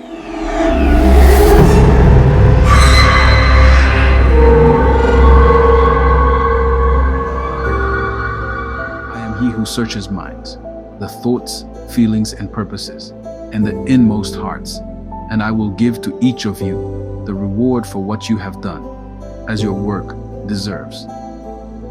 Revelation 2:23. Let's return to the allegory of the Kingdom of Affabel to discover the outcome of selfish and charity. We'll learn important aspects of the believer's judgment, one of which is that not all believers will be rewarded equally. The believer's judgment. This judgment took place in the morning soon after the Endelites arrived at the Great Hall. Approximately 500 Endelites waited in the Hall of Life, anxiously anticipating their first meeting with King Jalyn. Both Charity and Selfish had found friends both old and new, and were in the process of catching up when suddenly the royal guards entered the hall. All conversations ceased as the chief guard addressed the group. Shortly, you will face your king. He has always loved you and has yearned for this day when you will be united. Though you've never met, he has seen you. He has beheld your heart and discerned your fruit. He knows your hearts, your motives, your thoughts, your feelings, as well as your works. Nothing has been hidden. No, his judgment is just. None will be slighted or misrepresented. The chief guard proceeded to instruct them as to how they would be ushered into the Great Hall, as well as the necessary protocol once within.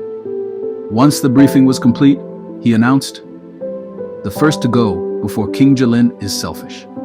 Step forward so we may escort you to the Great Hall." Selfish and his judgment. Selfish surmised he had been summoned first because of his position as the mayor of Endel. He was confident he would be rewarded handsomely for his leadership in the king's outer realm of Endel. He remembered how the teachings from the ancient writings spoke of rewards and ruling positions in Affabel for those deemed faithful in Endel. He had seen the community thrive during his 2-year term as mayor. He was confident as he went to face the king. The doors of the Great Hall were opened, and Selfish was escorted into the presence of the king. He was overwhelmed by the grandeur of this massive auditorium. He noticed it was almost completely full. All in attendance were standing. Selfish wondered why there were random seats vacant, but quickly dismissed it by reasoning it was due to the citizens arbitrarily seating themselves. There, at a great distance, was the throne of Jalyn. It was more majestic than he ever could have imagined. He also noticed smaller thrones that he correctly assumed belonged to the under-rulers of Jalyn. His heart skipped a beat. There were a couple seats yet unoccupied. He felt certain he would be assigned a vacant throne, an old friend. As Selfish proceeded, he was taken aback by the glorious transformation in the appearance of former Endelites, who now held citizenship in Affabel. After just a few steps toward the throne, he recognized an old friend in the very back of the auditorium. His name was Social. He had owned a restaurant that Selfish frequented. He looked to the chief guard as if to ask if it was all right to speak. The guard nodded his approval. Selfish approached, and the two embraced. "How have you been, Social?" asked Selfish. "I've been very well," replied the old friend. "But my name is no longer Social. It is now Content. Lord Jalyn gave me this new name just as he does with all his servants once they appear before his throne. Affabel is more wonderful than we ever could have dreamed. This great hall is but an entrance to realms of beauty, splendor, and grandeur of the magnificent city. The king is more personable, loving, and majestic than anyone you have ever met or known. I am so thankful to know and serve him. It is an honor to be in his kingdom. It is better than anything we ever knew. If I had known in Endel what I know now, I would have lived differently. I would have focused more on pleasing the king. I would have lived as a better citizen, in my short stay in Endel. If I had, I would be closer to him now. Selfish countered. What do you mean? You were a great citizen in Endel. You ran one of the best restaurants and sponsored numerous community events. You frequently contributed both finances and free meals for fundraising campaigns. You even sacrificed evenings of revenue to do this. Content shook his head. I did those things to gain recognition and acceptance. I also knew it would draw more patrons. My motive was not to bless, but to ensure my success. I should have listened to the words of Jalyn. He told us, when you give a dinner or a supper, do not ask your friends, your brothers, your relatives, nor rich neighbors, lest they also invite you back and you be repaid. But when you give a feast, invite the poor, the maimed, the lame, the blind, and you will be blessed because they cannot repay you. For you shall be repaid at the resurrection of the just. And I donated those dinners for my benefit, not for the good of the community. I wanted to move among the influential of Endel. Selfish probed deeper. But you frequently contributed to the school of Endel. Didn't this win you favor in the eyes of Jalyn? Content countered. I did indeed contribute to the school of Endel, but not in proportion to the success of my business. I actually only gave a small percentage. I hoarded much of the restaurant's profits because I was afraid of failing. This was coupled with a desire to live the good life. My true intentions were to protect myself. The little I gave was to ease my conscience. I was compelled because our teachers frequently discussed the importance of giving to the kingdom and to those in need. I ended up giving out of guilt and compulsion rather than out of compassion and love. Content continued. I forgot Jalyn's illustration of the widow who loved the Kingdom of Affabel. Remember, he said, I tell you that this poor widow put more in the offering box than all the others. For the others put in what they had to spare of their riches. But she, poor as she is, put in all she had. She gave all she had to live on. Selfish pondered the socials and dinners he held at his home. There were no poor or even less fortunate there. Then he remembered the $5,000 he gave to appease those who were disappointed with his choice to grant the land to the department store rather than to the school.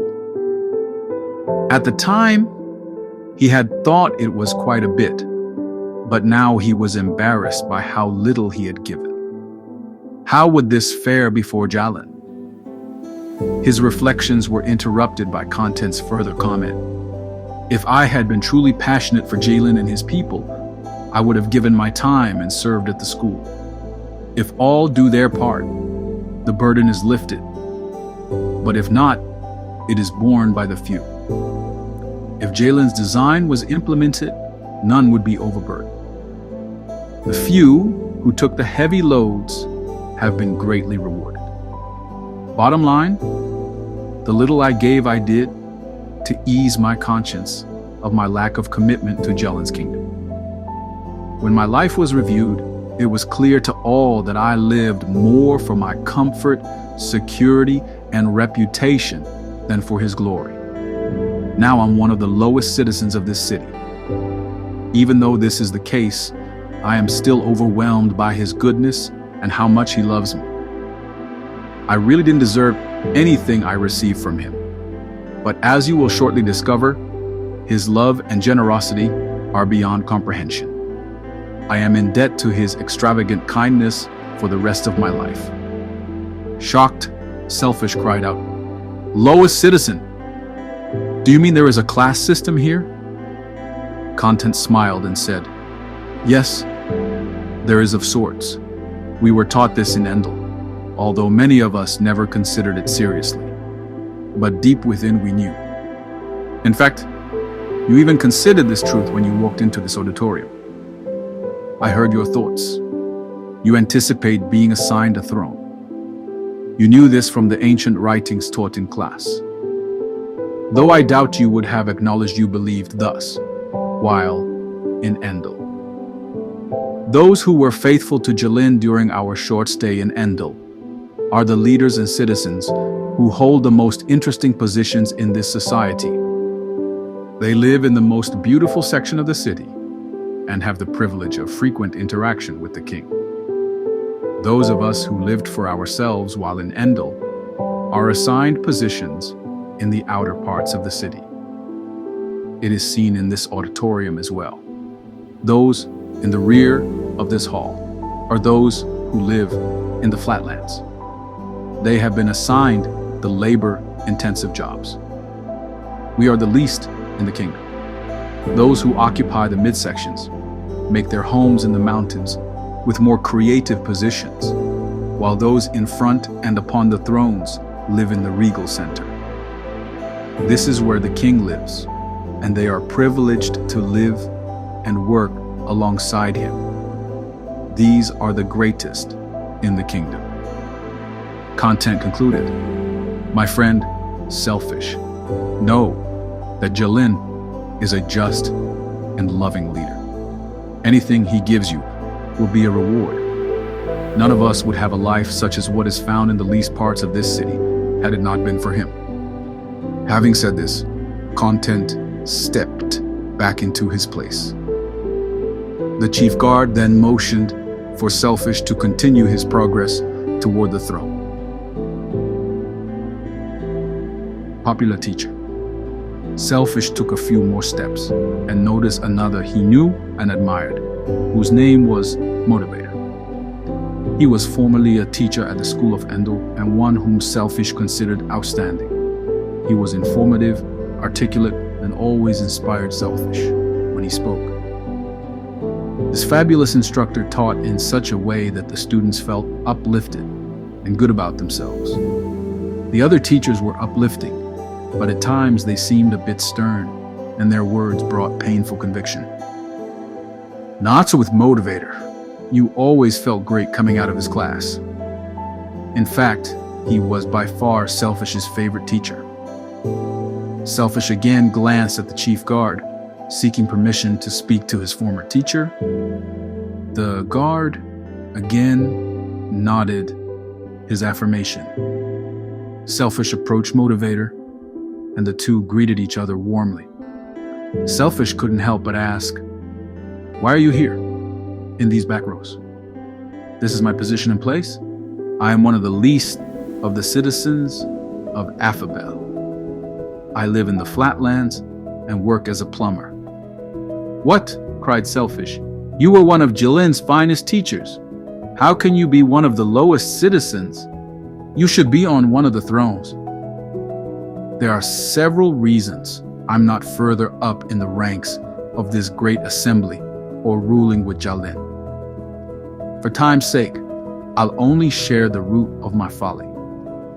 Remember how all who pledge their lives to Jalyn are likened to builders? We were taught this all through school. One of our chief responsibilities in Endel was to build the lives of others. This was done by the messages we communicated, whether through speech, conduct, or our works. However, as an instructor, I was given both great privilege and responsibility. I taught students the principles and ways of Jalyn. Yet I failed as a teacher in so many ways. First, my teachings were unbalanced. I emphasized only the positive aspects of serving Jalyn. I motivated many of my students to only pursue success without considering the long-term effects. I didn't teach them that the truest goal of life was to please Jalyn. I taught them how to use his ways to succeed in life. Consequently, I never warned them of the pitfalls and snares of our society. The ancient writings clearly stated I was to preach the whole counsel of Jalyn. This included warning every man and teaching every man in all wisdom, that we may present every man perfect in Jalyn. I taught, but neglected to warn. By being an exclusively positive teacher and never giving healthy warnings, I built numerous lives that brought little glory to Jalyn. Here he dropped his head. A good number of them are in perdition. Seeing the shock on Selfish's face, the teacher re-emphasized his point. Yes, they fell into perdition. Many now inhabit the forsaken land of Lone to impart to my unbalanced teaching. I didn't give the students what they needed. I gave them what they wanted. I didn't want to lose their acceptance or my popularity. This caused me to build improperly. I didn't root up the weak and faulty areas in their lives. I covered it with insights that only served to fuel their self-seeking desires. Remember the warning given to instructors in the ancient writings. Because they lead my people astray, saying, peace, when there is no peace. And because when a flimsy wall is built, they cover it with whitewash. Therefore, tell those who cover it with whitewash that it is going to fall. Many students erected and sheltered their lives with temporal things, and I knew deep in my conscience that these were flimsy walls, but I didn't warn them. I said all was well when it wasn't. I encouraged their course and solidified their deception.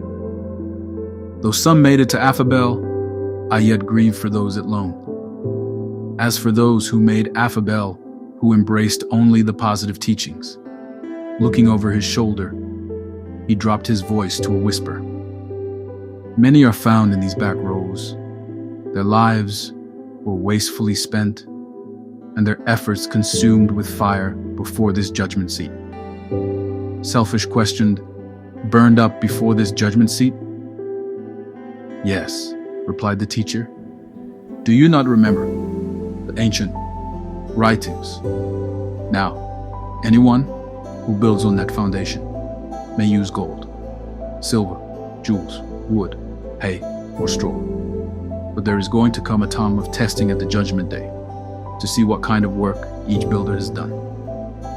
Everyone's work will be put through the fire to see whether or not it keeps its value.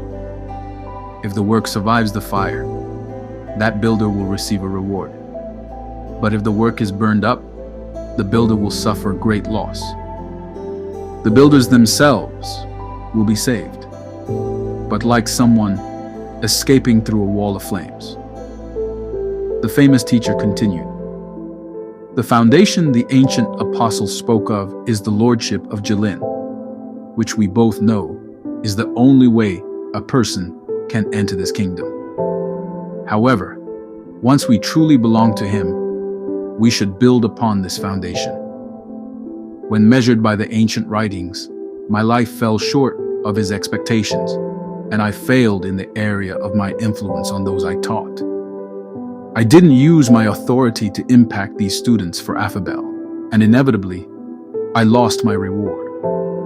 Remember what the great teacher of old, Paul, said concerning those he'd been called to influence. After all, what gives us hope and joy, and what is our proud reward and crown? It is you. Yes, you will bring us much joy as we stand together before our Lord. I knew well the truths of Jalyn when I first began to teach, but I allowed insecurity, the desire for the approval of others, and finally, pride to sway me. It wasn't long before I strayed from what I knew. Eventually, I started living what I preached. As I drifted, I lost sight of the warnings of Jalyn in my own personal life. I was deceived and did not know. The perspective on popularity and favor are very different here than in Endel. Much of what we considered great there is considered least here. Selfish soberly asked, Motivator, my friend told me Jalyn changes our names. What is your new name? The teacher smiled. My name is Humbled. With that, he inclined his head and stepped back to his place. Selfish turned to the chief guard, who nodded, affirming everything he heard from Humble was true. Selfish continued toward the throne. He wasn't as confident as when he was first called. He reflected on his life. What were his motives? Did he rule for Jalyn's glory or out of selfish ambition? How had he conducted his life? Was it in line with the words of Jalyn, or was he likewise deceived? Did he build others, or did he use them to build his own success? A ruler. Selfish was passing the midsection of the great hall. He noticed the citizens looked even more regal, if that were possible. Each looked at him with such love and acceptance. He drew comfort from their eyes and facial expressions. This helped immensely because he was feeling quite unsure about himself and what he was about to face. It seemed to take ages for Selfish to make it to the throne. With each step, he reviewed so many aspects of his years in Endel. He still was hopeful that he might be commissioned a ruler with Jalyn because of his success as mayor. Now, he was in the midst of the under-rulers of Jalyn. He noticed the royal apparel and crowns upon their heads. Each held a scepter. They were truly the most regal of all the citizens of this great city. He was amazed that any human could appear so glorious. He noticed a former secretary to one of the city council members. Why is she seated on one of the thrones? Wondered Selfish. She never stood out. She'd graduated a year before him. He really didn't know her personally because she was of a more reserved nature. Definitely more of the quiet type. She stepped forward and the chief guard stopped and bowed to her. She greeted Selfish with an embrace and warm smile. Welcome to Affabel, Selfish. I'm patient. Jalyn asked me to speak with you before you come before him. I am one of his rulers in Affabel. Selfish spoke before thinking, a ruler? How could you be a ruler? You never did anything in Endel. He blushed with the realization of how out of line and insensitive his statement was. Patient nodded as though she understood. Don't be embarrassed by your statement. Deception cannot hide within this hall or the great city. You are only being honest. In Endel, you are concerned with both image and reputation. This trains many to speak deceptively while unaware of their folly. Here words are very important, but even weightier are our motives and intentions, as they are always apparent here. You will learn this soon enough, as you are judged for every word you spoke in Endel. Every word, cried Selfish. Do you mean every single word of every conversation? Yes, replied Patient. Every word. Remember the statement of Lord Jalyn in the ancient writings. You can be sure that on the judgment day, everyone will have to give account of every useless word he has ever spoken. Your words will be used to judge you, to declare you either innocent or guilty. Useless words are vain, idle, or careless, all of which are contrary to the nature of Jalyn. Selfish questioned, I always thought we'd have to give an account of huge lies or great truths we'd spoken, along with the good deeds and major accomplishments we achieved. He pondered a moment, then finished, What am I about to face? Patient replied, The ancient writings clearly state, your reward depends on what you say and what you do. So yes, not only will you be judged for everything you did or your works, but for every word. This includes evil, good, and, yes, even idle language that proceeded out of your mouth. However, not only your words and works be examined, but the motives behind them. You will also be judged by the thoughts you embraced. Do not forget that Jalyn's Judgment is righteous, testing the mind and the heart. And he himself stated, I, Jalyn, search all hearts and examine secret motives. I give all people their due rewards, according to what their actions deserve. Not only are every action and word examined, but the intentions behind them as well.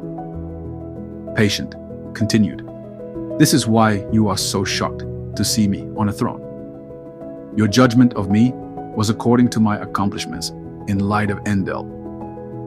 Jalyn's judgment was in a different light. It is the one that you are beginning to see now and will vividly see shortly. My dear brother, you will receive a just reward for your life in Endel. Selfish had never experienced this kind of hard truth, yet it was saturated with such love, a love that he had never known. He now knew Jalyn must be a loving, compassionate ruler. He had just experienced a measure of this from an under-ruler. It was correction encased in love. He realized love was not about pleasing others. It was truth. Patient inclined her head. Your king awaits you. With that, she stepped back to her throne, and the head guard motioned Selfish on to walk alone before the throne. They would wait in the lower tier, where the thrones of the under-rulers were located, Selfish before Jalyn. As he was instructed, Selfish cautiously climbed the steps to the plateau just below the majestic throne. He then looked up and beheld the king himself. No one in this entire assembly was as handsome, regal, and majestic as Jalyn. His splendor was both captivating and awesome. Selfish had never seen anyone like this man. He knew immediately no one could resist his wisdom and strength. Gazing into Jalyn's eyes for the first time, Selfish recognized the king was more tender and terrifying than he ever could have imagined. His eyes gazed right through Selfish. He felt naked, and it was clear nothing was hidden. Selfish lost all confidence of a favorable judgment, but he no longer cared. He now desired truth more than anything else. Jalyn said, Welcome to my kingdom, Selfish. I've longed for this moment. You are a ruler of my people in Endel. Are you worthy to rule and sit upon one of the thrones in Affabel? This normally confident man, who was never at a loss for words, was now speechless. He once felt he could do a great job of leading, but after all the conversations, he imagined his thoughts were most likely diluted. Jalyn asked an under-ruler who was close in proximity, how many citizens did Selfish impact for the kingdom? Very few were named. Selfish was shocked and speechless at this revelation. The king then asked the same ruler, what is the number of citizens Patient impacted for this kingdom? Just over 5,000, my lord, replied the ruler. How can this be? Blurted out Selfish. She was just a secretary, and I the mayor. How could my number be so few and hers so vast? Jalyn firmly replied, I didn't ask how many were influenced, but how many were influenced for the kingdom. His tone softened, but remained resolute. Your former teacher, motivator, now known as Humbled, had more influence on people's lives than even yourself. However, very little of it extended into this realm. This is why he is not a ruler in the city.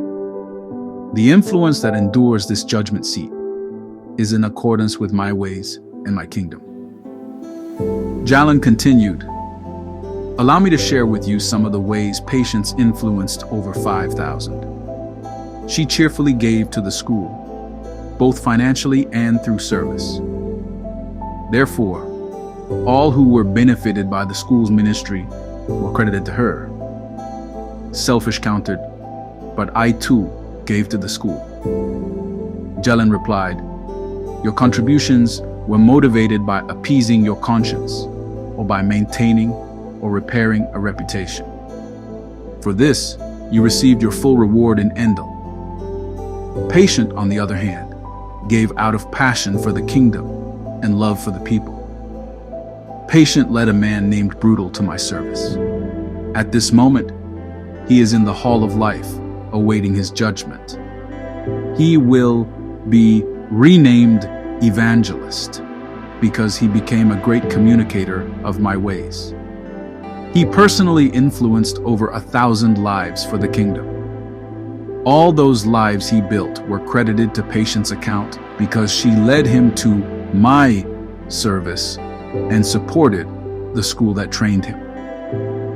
Selfish remembered Brutal from Endel, and after a conversion, he thought that Brutal was too zealous in his beliefs.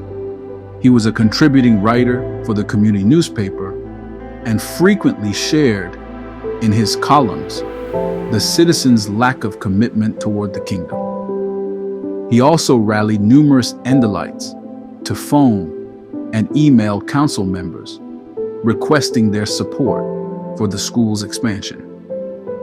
He made known his displeasure when Selfish swayed the vote and denied the school the land. For these reasons, Selfish had disliked Brutal. Now he felt ashamed as he realized all Brutal stood for was in line with the kingdom's advancement. How could Selfish have been so blind? Jalyn continued to show other ways Patient had influenced the lives of Endelites for the kingdom. There were many little things that added together to count for so much. She treated everyone kindly out of a pure heart of love. She was generous to those in need. She was resolute in her firm stance for truth. When the king was through discussing Patient, he reviewed Selfish's life extensively. As Patient foretold, every motive, word, and deed was evaluated. Selfish saw the good he had done in the king's name, but was overwhelmed by how much of his life works were motivated by his own protection, reputation, and selfish motives. By the time the review was complete, Selfish felt certain he was doomed. He cried out before the king, "I deserve to be punished the rest of my life. I deserve loan. I've wasted so much and produced so little in return for the talents and responsibilities I had." The pain Selfish felt was indescribable. Tears were streaming down his face. This man, who'd been so confident before entering the great hall, was now grasping for a thread to hang on to. All he had left was the hope of mercy. But even this, he really didn't believe he deserved.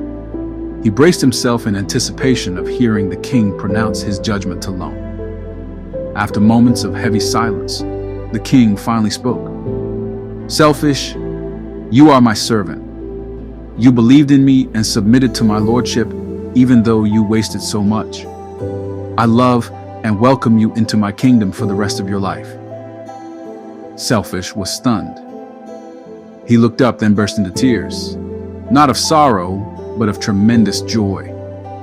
He was overwhelmed by the mercy and goodness of this great king. In just a split second, much of what he'd heard of Jalyn's character became clear. Only seconds earlier, he felt doom and pain, such as he never imagined could exist. He deserved nothing, only to be an outcast. He deserved to be condemned. The examination of his life showed it. Now, with the most tender and kind words imaginable, he was hearing this awe-inspiring king welcome him to this majestic city. What mercy, what love, what amazing love. Selfish had watched as just about everything he had done in Endel was burned up, but still heard the words, "I love and welcome you into my kingdom." He understood what his friend Content said as true. Anything he would receive was much more than he deserved. The king spoke again.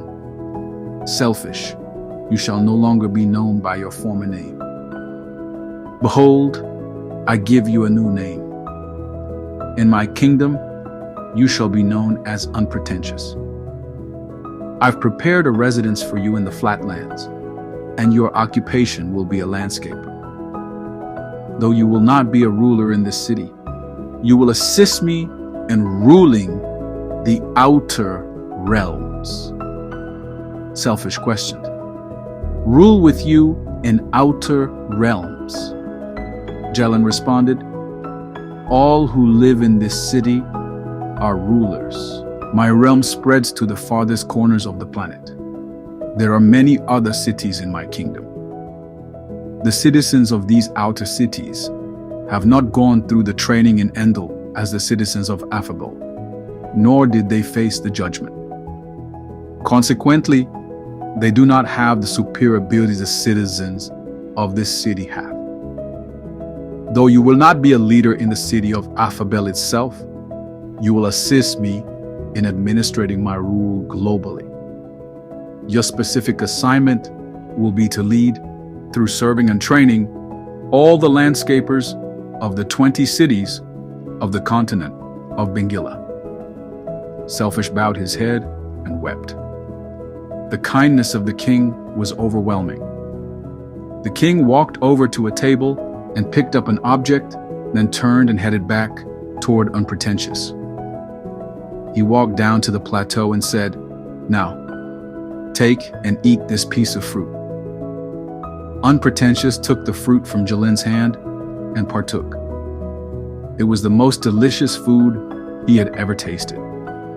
It seemed to bring clearing into his mind and heart. His thoughts overflowed with great love and a desire to serve. As he ate, he was being cleansed from his former pain and dark thoughts. He felt invigorated, happy, and full of hope and faith. It didn't take long for him to conclude the fruit was from the famous tree of life the teacher spoke of in class. A huge smile came over Unpretentious' face as Jalyn watched in pleasure. Jalyn then said, turn and face your family. Unpretentious cautiously turned. He still felt a slight amount of shame knowing everyone had heard and seen the details of his life. When he was turned completely, the crowd roared with applause and shouts of joy. Music played, and citizens even danced. Unpretentious could hardly believe the love and acceptance he was feeling from these regal citizens. It was the medicine that brought complete healing from all his errors in Endel. He was now fully clear. He turned and caught the most glorious and joyful smile on Jalyn's face. It was then he noticed his eyes. They looked at Unpretentious with a love and warmth such as he had never seen before. Now he could hear Jalyn's thoughts, as Patient and the others could hear his. They were thoughts of acceptance, delight, and anticipation of years of bliss to come for this citizen he loved so much. Unpretentious fell to his knees and thanked the king. The king raised him to his feet and gave him a huge hug, and again with a smile said, welcome, friend.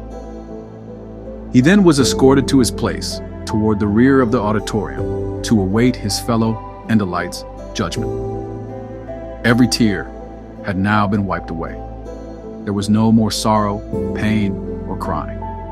The former things were passed away.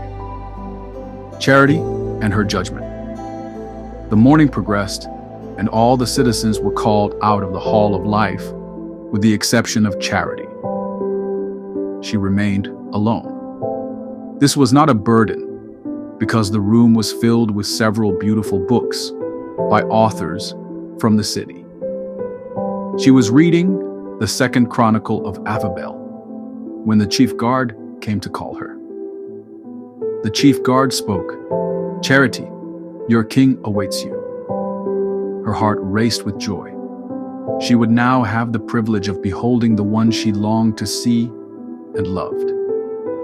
She had waited years for this moment, and now it was upon her. The guard smiled as she approached, and they all walked together to the great hall.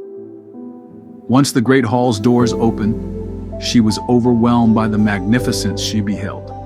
Her focus, however, was the distant throne of Jalyn. At this point, All she could see was his outline.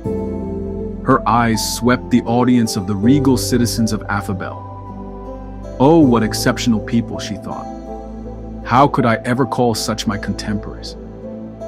She noticed they all bowed as she passed. Why would these stately men and women bow to her? They were handsome and beautiful, with their outfits of increasing glory as she approached the throne. They looked as though they were superhumans. How could such as these bow, especially to her? She recognized several she knew from Endel. Their smiles were full of excitement and love for her. She wanted to stop and embrace each, but sensed it was not the proper time. She noticed Ruthless and couldn't help herself. She ran over to him with a huge hug. The two rejoiced together. After their embrace, Ruthless bowed to her and said, "Welcome to your new home." Charity said, "Why do you bow to me, Ruthless? I'm not a god to be worshipped." The regal citizen replied, "There is a difference between worship and honor. Only the Lord is to be worshipped, but in this kingdom we honor those who served us well in Endel. We honor as well those who rule among us. We didn't understand the importance of honor in Endel. Charity, you served me in Endel. If it had not been for your obedience to the king, I would never be here. I would abide in the forsaken land of Lone. I am first and foremost indebted and grateful to the king, but I am also grateful and indebted to you. It will be my pleasure to serve and honor you the rest of my life." He continued, "Charity, my name is no longer Ruthless. Lord Jalyn changed my name at this judgment seat to Reconciled. I'm one who was shown possibly the greatest mercy before our king." Charity replied, "Reconciled, what a magnificent name. Dear friend, I didn't reach out to you in Endel so that you would serve me in return. I did it because I loved you and cared about your life and destiny. Your motives are exactly the reason I will honor and serve you. You will be greatly rewarded by the king. You labored out of love for Jalyn. You never reached out to gain the recognition of your fellow followers or to receive a reward. Jalyn delights in those who reach out to others with his love. It was so important. We caught his heart while in Endel, not just his vision. You did both, dear sister, and your heart motives were imparted to me. This is why I reached out so passionately to so many my last week in Endel. Now I've been rewarded handsomely for my labor, even though it was brief." Charity smiled. "Reconciled, I am so happy for you. I will serve you the rest of my life." Charity, you already speak as one who has lived in Affabel for years. Reconciled responded, "We live to serve one another in this great city. In fact, those of us who lead are the greatest servants here. We have the heaviest responsibilities, and it's our delight. It's different than in Endel. The leaders here don't seek to be served, but rather rejoice that greater opportunities are given to minister. The greatest joy of any citizen here is to serve first our king, second our fellow citizen, especially those who touched us in Endel, and finally the citizen of the outer realms, of whom you shall soon learn." Reconciled concluded, "My dear sister, I'm proud of you. Go to your king. He longs to see and reward you for your service to him." With that, the two embraced, and Charity rejoined the guard, and they proceeded toward the throne, Charity before Jalyn. Jalyn's features were now in clear view, as Charity was roughly 75 feet from the throne. As she passed the rulers, she didn't even notice them bowing. Her gaze was on Jalyn. She was awed by his majestic splendor. She climbed the steps, and upon reaching the plateau, fell prostrate before her king. Jalyn stepped down and raised her to her feet. He spoke affectionately, "Charity, my dear servant, welcome to my kingdom. I've longed for this moment, to meet you in person."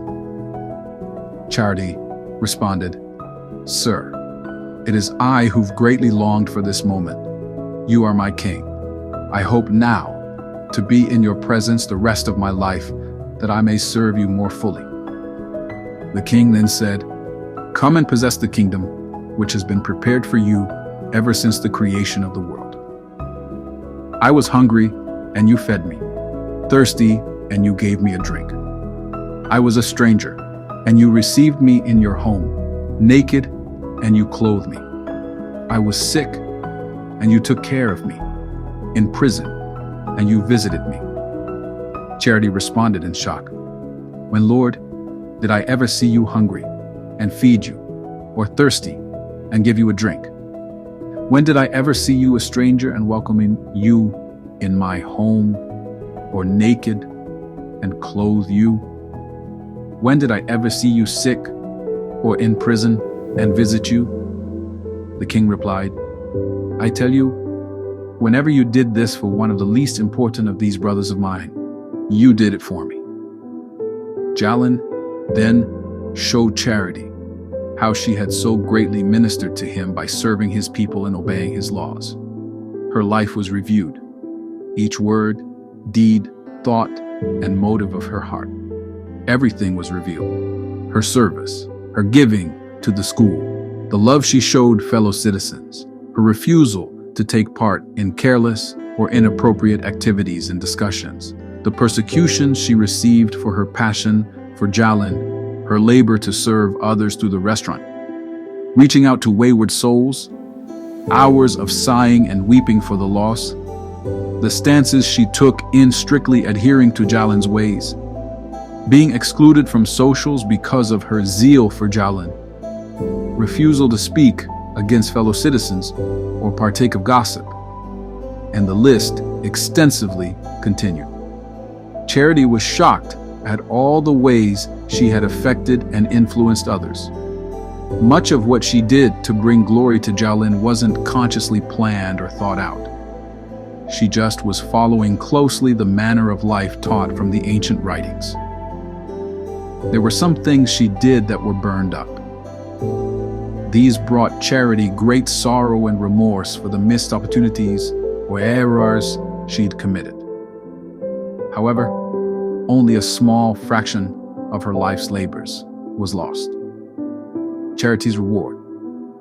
After the review of her final thoughts, words, and deeds, the king looked to an under-ruler sitting close by and asked, "How many lives did Charity influence for my kingdom?"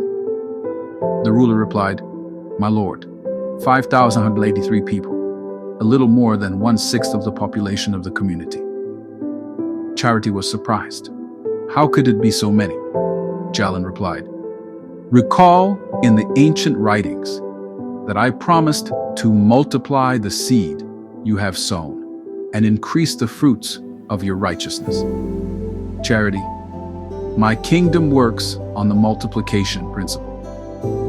The king then showed in greater detail how her obedient efforts multiplied to influence the masses, even though she wasn't a leader in the community. The ripple effects were staggering. Jalyn added, "As it is written, he, the benevolent person, scatters abroad. He gives to the poor. His deeds of justice and goodness and kindness and benevolence will go on and endure forever. A life submitted to me will result in a scattering effect that no citizen is fully aware of until he or she stands before this judgment seat. For this reason, many did not obey in the small matters because they saw them as insignificant, yet most often it is the seemingly insignificant matters that produce the greatest harvest in this kingdom. The key was your obedience, no matter the circumstances." Jalyn then said, "Charity, do you see the unoccupied throne to your left, which is near mine?" She replied, "Yes, my lord. This will be your throne on which to sit and you will rule with me for the rest of your life." Charity was in complete shock. "Lord, I'm not worthy to rule. I was simply a restaurant owner.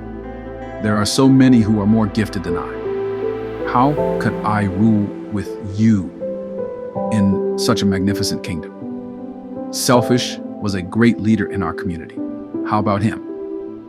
"Please give me a job that just serves you or your people." Jalyn responded, "Selfish is in the rear of the Great Hall and will be a landscaper in the sections of our city called the Flatlands. He will also serve landscapers in selected outer cities. However, you shall be a ruler because of the love you showed me and my people. Your endurance, loyalty, and humility have secured you this honor. For do you not recall my words from the ancient writings? For everyone who exalts himself will be humbled, ranked below others who are honored or rewarded. And he who humbles himself, keeps a modest opinion of himself, and behaves accordingly, will be exalted, elevated in rank. Not only shall you rule with me, but I've prepared a glorious home for you on the coast of the Great Sea, near my home in the regal center. I know how much you love water and the sound of waves, so I've granted your desire and delight. I grant all faithful servants their heart's desires." Charity was speechless. The king continued, "You shall be governor over 10 districts in the city. There are 11 other governors along with you, overseeing a total of 120 districts in the city of Affabel. You'll work closely with me along with the other 77 rulers in our city who sit upon these thrones. The other rulers have governing authority over areas such as education, manufacturing, entertainment, the arts, and various other fields.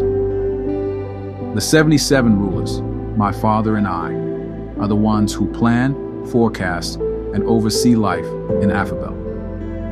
You will be one of my trusted advisors and liaisons between my citizens and me. Not only shall you rule with me in this city, but as with the other 77, you shall also have leadership over the cities of the outer realm. I give you charge over the 20 cities of the continent of Bengila. You shall be prime minister of this continent. All those who live and lead there shall report to you. You will only report to me." As Jalyn spoke these words to Charity, Unpretentious stood in the back, full of joy for his fellow classmate. However, this was mixed with a twinge of regret as he thought how he had the opportunity to influence thousands of lives for the kingdom and did not. He could have been one of these under rulers privileged to work directly with Jalyn. He was thankful for his acceptance in the Kingdom of Affabel, but he realized he had wasted time in his short stay in Endel, and it would affect the rest of his 125-year life. The king then said to the chief guard, "Bring the crown of the overcomer and the scepter of rulership to me." Once Jalyn received the crown and scepter, he placed the crown on Charity's head. "Well done," the king exclaimed. "You are a trustworthy servant. You have been faithful with the little I entrusted to you. So you will be governor of 10 districts and 20 cities as your reward." Then the king handed her the scepter and said, "You shall no longer be called Charity, for I give you a new name. You shall be called Cherished Overcomer. For did I not foretell all the citizens of Endel? To him who overcomes and does my will to the end, I will give authority over the districts and nations. He will rule them with an iron scepter, just as Sabi received authority from my father." Jalyn walked over to the table that contained one last piece of fruit. He brought it to Cherished Overcomer and said, "My dear friend and fellow ruler, you may partake of the fruit from the tree of life." As Cherished Overcomer ate, She experienced a powerful cleansing and purifying, just as the others had experienced when eating this most delicious food. Her thoughts overflowed with even greater love, and her desire to serve expanded to a magnitude she had not previously known. She was cleansed from any former pain and dark thoughts of Endel. All things were made new. She felt totally invigorated, happy, and full of hope and faith. She looked up to Jalyn and smiled. Then, without knowing exactly why, they laughed joyously together. This was the beginning of a lifelong companionship. Jalyn escorted her up to his throne and said, "Cherished overcomer, turn and face your family." She turned to thunderous applause. Great sounds of joy and dancing overtook the audience. It was more than what had been witnessed to celebrate any other judgment. The atmosphere was filled with exuberant rejoicing and celebration. A radiant smile filled the face of cherished overcomer, and the outpouring of such love amazed her. Her king put his arm around her and with great joy proclaimed, "Well done, good and faithful servant. Enter into the joy of your Lord." As thus concludes our story of the great king, his servants, and the renowned kingdom of Affabel. A word of instruction and caution. We've glimpsed what the judgment will look for both the saints and unbelievers. For the saints, I cannot overstress the fact that the glory of Christ's judgment seat will be much greater than any glory depicted by this story. However, this allegory illustrates many truths reflected in the kingdom of God. The details of this story are not meant to establish truth, rather to amplify and convey truth. When Jesus told parables, you saw the points he made in the stories and did not stumble over the minute details that had no real relevance to the truth he was communicating. Even so, I've attempted to carefully stress the important points of the story that have relevance to the eternal kingdom of Christ. I pray you get a copy of John Bevere's book, Driven by Eternity, and get more insights so you can prepare well for eternity like charity while you still have time on earth. Therefore, whether we are at home, honored away from Him, or away from home and with Him, we are constantly ambitious and strive earnestly to be pleasing to Him. For we must all appear and be revealed as we are before the judgment seat of Christ, so that each one may receive his pay, according to what he has done in the body, whether good or evil, considering what his purpose and motive have been, and what he has achieved, been busy with, and given himself and his attention to accomplishing. Corinthians 5 is adversary 9 to 10. Look, I am coming soon, bringing my reward with me to repay all people according to their deeds. I am the Alpha and the Omega, the first and the last, the beginning and the end. Blessed are those who wash their robes. They will be permitted to enter through the gates of the city and eat the fruit from the tree of life. Outside the city are the dogs, the sorcerers, the sexually immoral, the murderers, the idol worshippers, and all who love to live a lie. I, Jesus, have sent my angel to give you this message for the churches. I am both the source of David and the heir to his throne. I am the bright morning star. The Spirit and the bride say, "Come." Let anyone who hears this say, "Come." Let anyone who is thirsty come.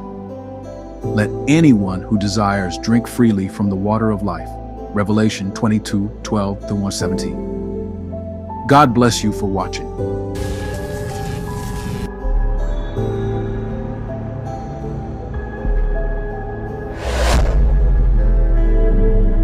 Thank you for watching.